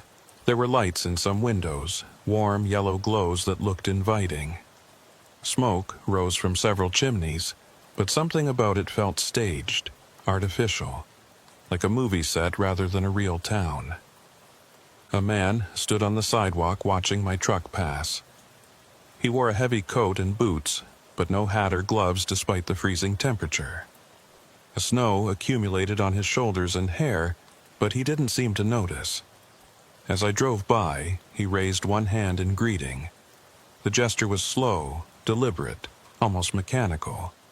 I waved back and pulled over. "Can you tell me how to get back to I-95? I called out. He walked over slowly through the knee-deep snow. Each step was measured, careful. When he got close, I could see his face clearly. Maybe 60 years old, weathered complexion. But his gray eyes were what caught my attention. They seemed to look right through me, seeing something beyond what was visible. "I-95? He said, his voice rough. "You won't find that around here." I took a detour. Been following signs for over an hour. He studied me for a long moment. "What day is it?" The question caught me off guard. "Thursday, February 16th. "What year?" Now I was getting worried. 2024, are you okay?" He smiled, but it didn't reach his eyes. The expression was hollow, practiced, like he'd done it so many times it had lost all meaning. "I'm fine, but you need to leave, right now. Don't stop, don't talk to anyone else, just turn around and drive until you're back on the main highway." "I can't turn around here, the road's too narrow with my trailer." "Then back up, or unhook the trailer and leave it. I don't care how you do it, but you need to go." There was urgency in his voice now, an edge of desperation. "What's wrong with this town?" "Nothing's wrong with the town. The town's been gone for 30 years. What you're seeing isn't real." I stared at him. "You're standing right here talking to me." "I didn't say I'm not real. I said the town's not real. There's a difference." He glanced over his shoulder, checking if we were alone. "You're on a road that shouldn't exist. It appears during storms, leads people to places they don't want to go. The only way out is to turn around and go back exactly the way you came." Now that he mentioned it, I could see the inconsistencies. The buildings looked too perfect for structures abandoned 3 decades. No graffiti, no decay. The smoke from the chimneys rose straight up, unaffected by the wind. The snow around the buildings looked too evenly distributed, like it had been carefully arranged. "How long have you been here?" I asked. His eyes grew distant. "I stopped counting years ago. Time doesn't work the same here. Sometimes a day lasts a week, sometimes a week passes in an hour. And you're warning me to leave, but you can't leave yourself. I'm tethered to this place now, he said quietly. Part of its geography. But you're not yet. You can still escape. I decided to try reversing. I backed up maybe 100 yards, and when I checked my mirror, the town was gone. Not fading, just gone like it never existed. I stopped, staring at empty road where buildings had stood moments before. My dashboard clock showed 10:47 a.m. I'd been driving 4 hours, though the route should only take 3. I put the truck in drive, looking for a place to turn around. That's when I saw the other truck again, backing up just like I had been. But the cab was empty. No driver. It was reversing fast, coming straight toward me. I threw my truck in reverse, trying to maintain distance. Then it just stopped, instantly. Sat there, motionless, in the middle of the road. I maneuvered around it carefully. The windows were covered in frost, but I could make out a dark silhouette in the driver's seat. I didn't stop to check. And then, like the town, the truck vanished from my rearview mirror. I drove for another 30 minutes, recognizing rock formations I'd passed earlier. I was retracing my route. Then I saw detour signs again, but pointing the opposite direction. I-95 north, this way. I followed them, making a careful turn. Immediately, the storm began to let up. Snow thinned, wind died, blue sky appeared. 10 minutes later, I was back on I-95, merging into normal traffic. My dashboard clock read 11:15 a.m. I'd lost over 4 hours somewhere on that detour, but it had felt like maybe 90 minutes. I called dispatch. I'm back on I-95, about 20 miles south of Bangor. What the hell happened? You were supposed to check in an hour ago. I got caught in a detour. The interstate was closed. I-95's been open all morning. There's no detour. There were signs, I insisted. Cole, I'm looking at highway cameras. No signs, no closures. You sure you're okay? I made the delivery 45 minutes late. On the drive home, I couldn't stop thinking about what happened. I tried searching my phone. Ice Coast, Maine, Phantom Roads, Route 3 detour. Nothing matched. At home, I told my wife everything. She listened without interrupting. When I finished, she asked, "You're going back, aren't you?" "I don't know." "If you don't, you'll regret it forever," she said. "But I'd rather have you die trying to help people than watch you destroy yourself with guilt." 3 days later, I had another coastal run. I'd requested it deliberately, trading shifts. Another storm was forecast. My chance to find the road again. At 10 a.m., I left Portland with machine parts for Ellsworth. The storm hit hard. At the same spot, I saw them. I-95 north closed, detour. I took the exit, phone recording everything this time. Route 3 curving east. After 30 minutes, the other truck appeared ahead. I accelerated, but the distance never changed. The tire tracks ended in the middle of the road again. I recorded it all, solid proof. The CB crackled. "Turn back. You were warned. I need to understand this place. It's a loop. You'll drive until you're stuck here like the others." "What others?" "Archer has been here 37 years. I've been here, I don't remember. Time doesn't work right."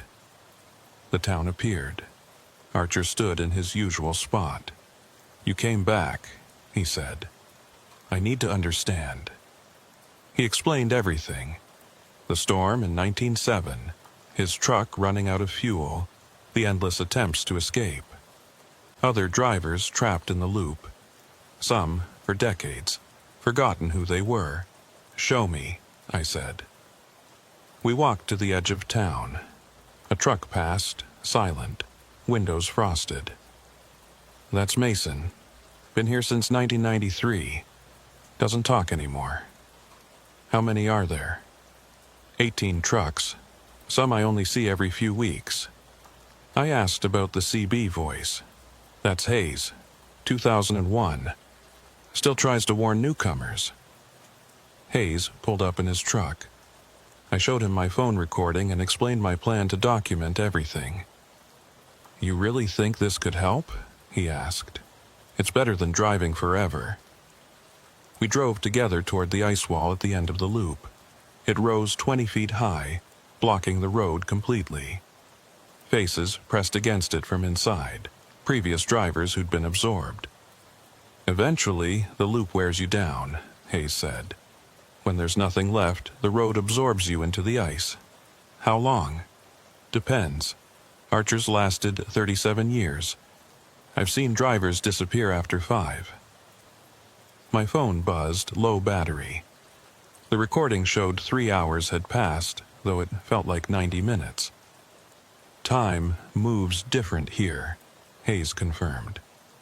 I stood at the ice wall, studying the frozen faces. Then I saw writing scratched into the surface. The loop can be broken. Find the first marker.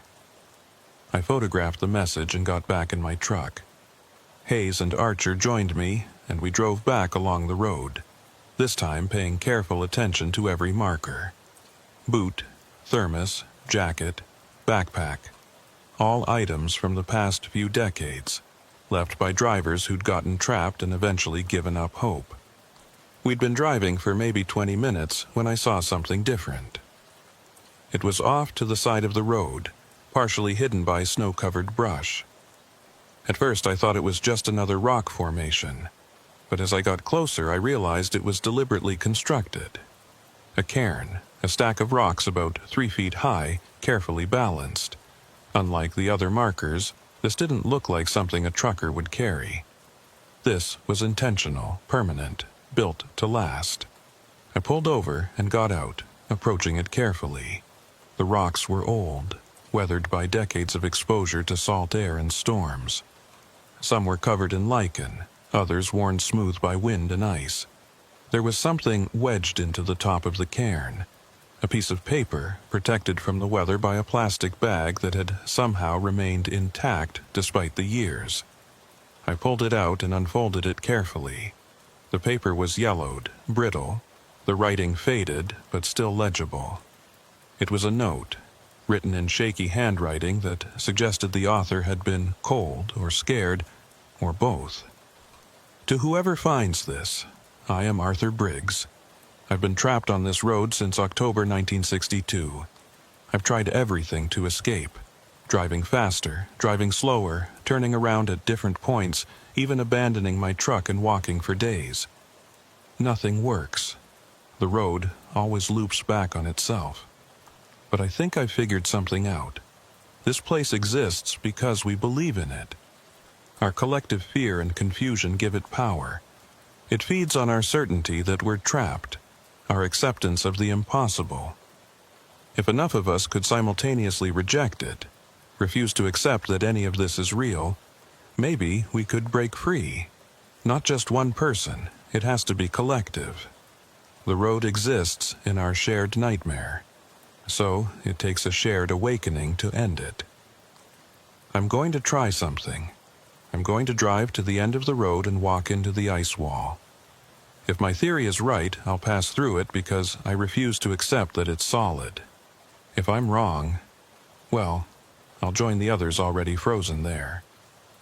If you're reading this, I failed. But maybe you can succeed where I couldn't. Find other drivers who are still aware, still thinking clearly. Convince them. Together, all at once, reject the road's reality. That's the only way out. Don't try it alone. One person's disbelief isn't enough. It has to be unanimous, simultaneous. Only then will the road lose its hold. Arthur Briggs, October 1962. I read it 3 times, my hands shaking slightly. October 1962. Over 60 years ago. This road had been trapping people for more than half a century. I showed the note to Archer and Hayes.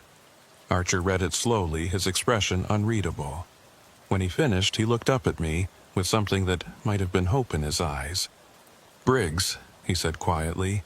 "I remember hearing about him. He was already frozen in the ice wall when I got here in '87. But I never knew he'd left a note." "Do you think his theory is right?" I asked. "It's the most plausible explanation I've heard," Archer admitted. "This place doesn't follow physical laws. It follows psychological ones. The rules of dreams and nightmares. If it exists because we believe in it, then collective disbelief might destroy it." "But how do we convince everyone?" Hayes asked. "Most of the drivers have been here so long they've forgotten how to think critically. They just exist." "We start with the ones who are still aware," I said. "You, me, Archer, Mason, if we can reach him. That's 4. Maybe there are others." We drove back to the ice wall, and Archer started calling on the CB radio, broadcasting to anyone who could hear. Slowly, trucks began appearing.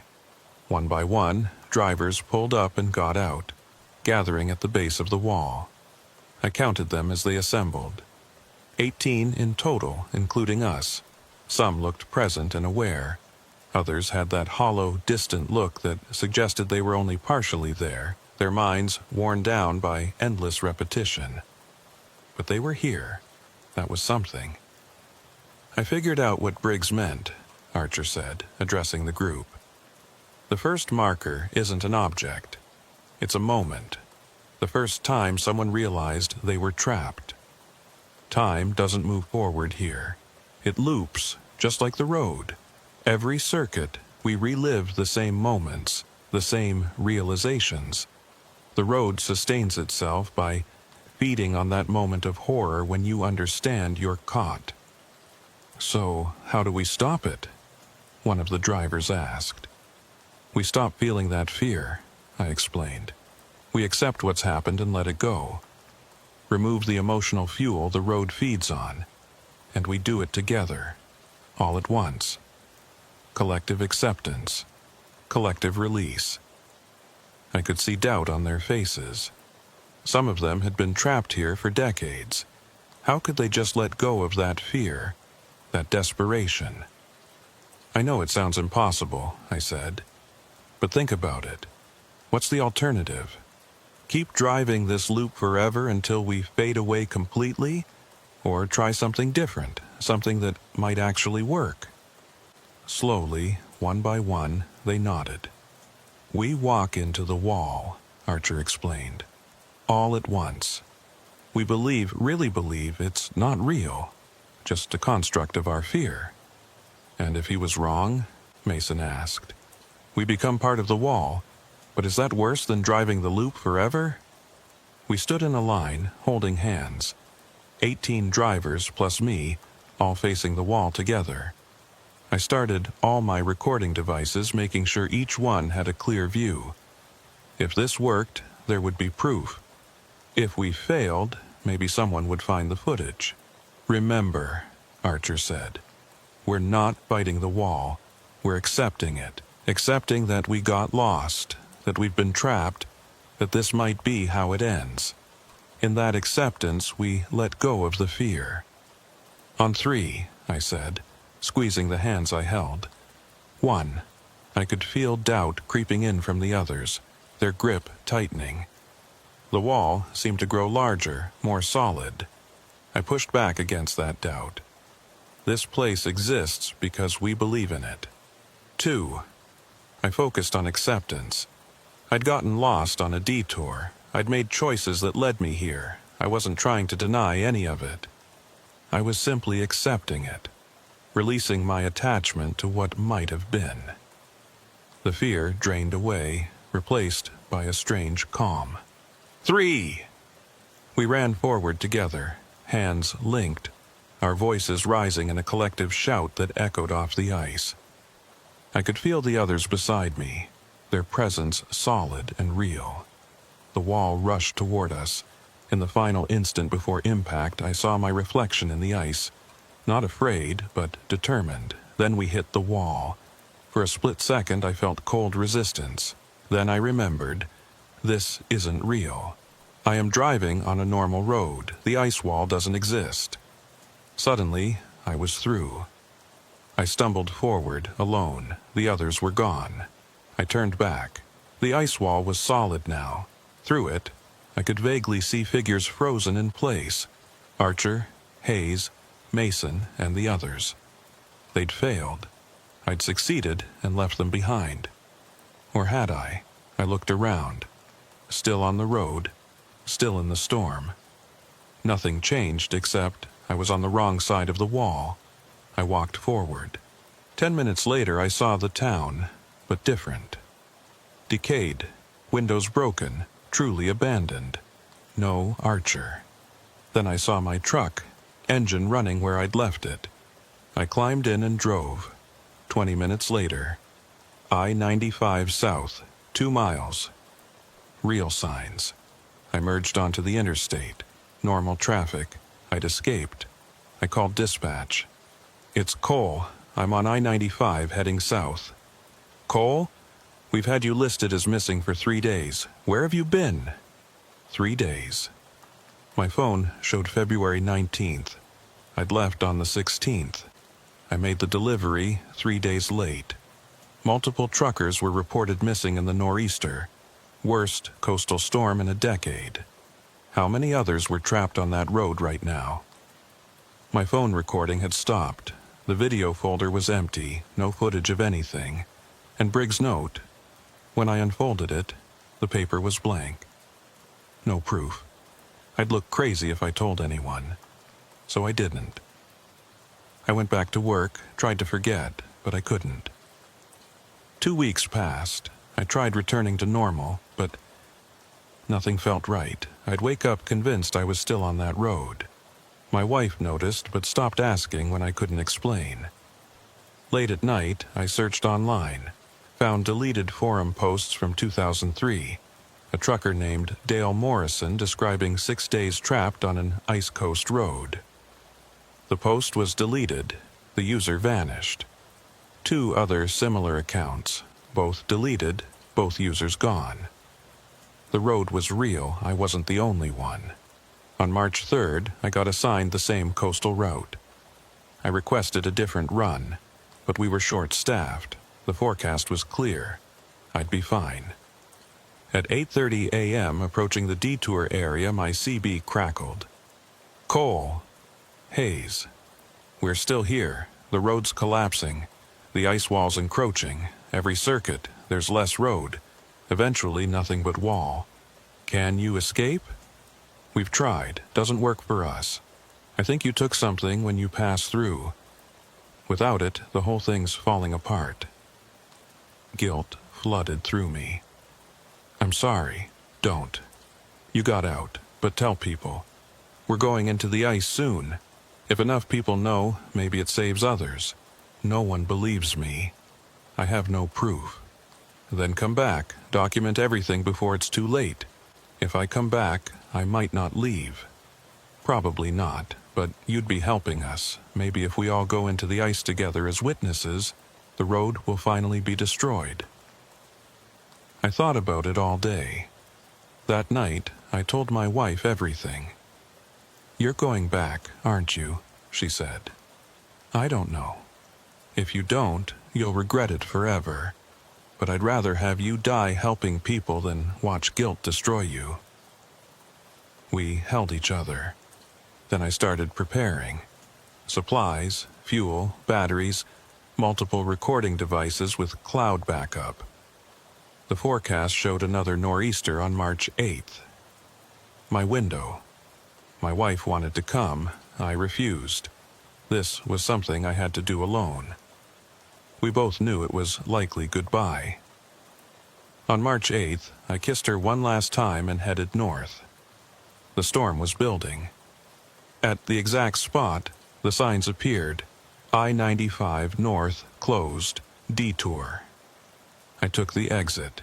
This time, I knew what I was getting into. This time, I was choosing it. The road looked exactly as I remembered. After 30 minutes, I saw the trucks. Mason's silent rig, then Hayes. "You came back," Hayes said. "I'm documenting everything. If I can't escape, at least there'll be proof." We drove together to the ice wall. Archer sat beside me and Hayes followed in his own truck. The town appeared briefly. The abandoned version, windows broken, truly empty. And then we were back on the open road. The markers started appearing, first sporadically, then with increasing frequency. A boot sitting upright in the snow, a thermos lying on its side, frost coating the metal, a jacket hanging from a tree branch, swaying slightly in the wind even though there was no breeze. I slowed down, examining each one. They were all trucker items, things a driver might carry, and they were all weathered, faded, like they'd been sitting there for years. "They left these behind," Archer said quietly. "Breadcrumbs, hoping someone would follow them out. But the trail always leads to the same place."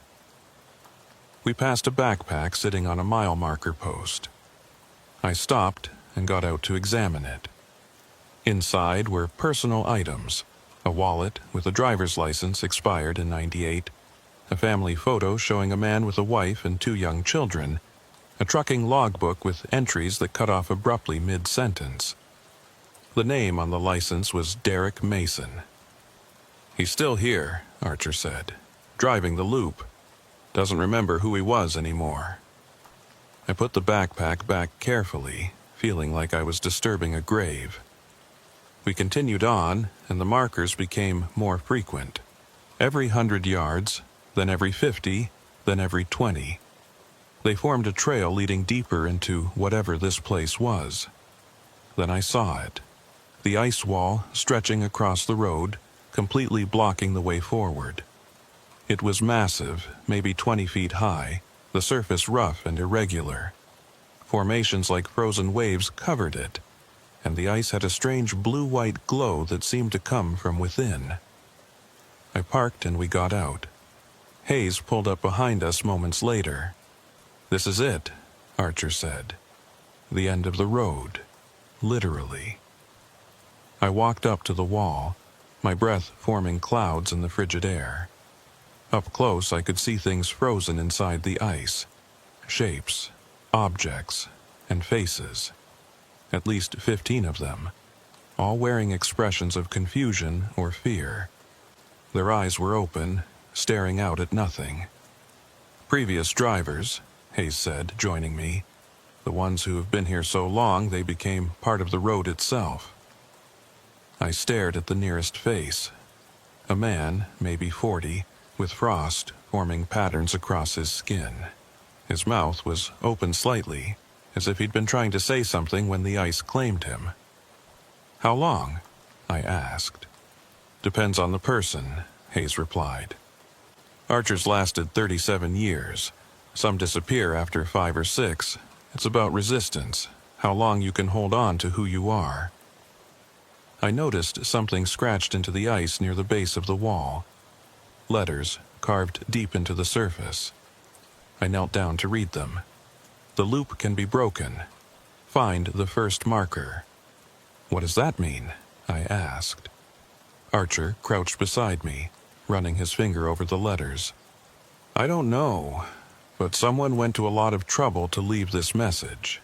"The first marker," I said. "Not the first chronologically, but the first in sequence. The original." I thought about all the items we'd passed. The boot, the thermos, the jacket, the backpack. They were all relatively recent, placed within the last few decades based on their condition. But what if there was something older, something from when this road first began trapping people? "We need to find it," I said, standing up. "Whatever it is, it might tell us how to break the loop." We formed a line, 18 drivers plus me. All my recording devices were running. 1. Doubt crept in. 2. I wasn't trying to deny the wall. I was accepting it. Accepting I'd gotten lost, gotten trapped. This might be the end. And in that acceptance, the fear released. 3. We walked into the ice. Everything went white. I woke in my truck on I-95, engine running. 2:34 p.m., March 8th. Less than 7 hours since I'd left. The storm was over. Sun breaking through clouds. Everything normal. I checked my recordings. Hours of footage. The detour, the loop, the other drivers, the ice wall. Everything captured. Dozens of messages on my phone. I called my wife. "I'm okay. I'm heading home. I think we broke the road." At home, I uploaded everything to multiple cloud services, made backups. Then I watched the footage. My blood ran cold. It showed me driving through a storm, taking a detour, following an empty road. But no other trucks, no towns, no ice wall. Just me alone, driving in circles before falling asleep. No evidence, just a man having what looked like a breakdown. But on the last camera, the dashboard one, in the final moments, there were 18 faint figures holding hands. Translucent, like ghosts. They walked into the wall and passed through. Into normal daylight, normal roads, freedom. The last figure was me, looking back at the wall, smiling. I still have that footage. Most dismiss it as compression artifacts, but I know what happened. Sometimes, late at night, I get calls on my CB, Hayes, Archer, the others. They thank me for coming back, for helping them escape. Then the signal cuts out. I don't drive coastal routes anymore. Moved to inland deliveries. My wife understands, but I keep those recordings backed up everywhere.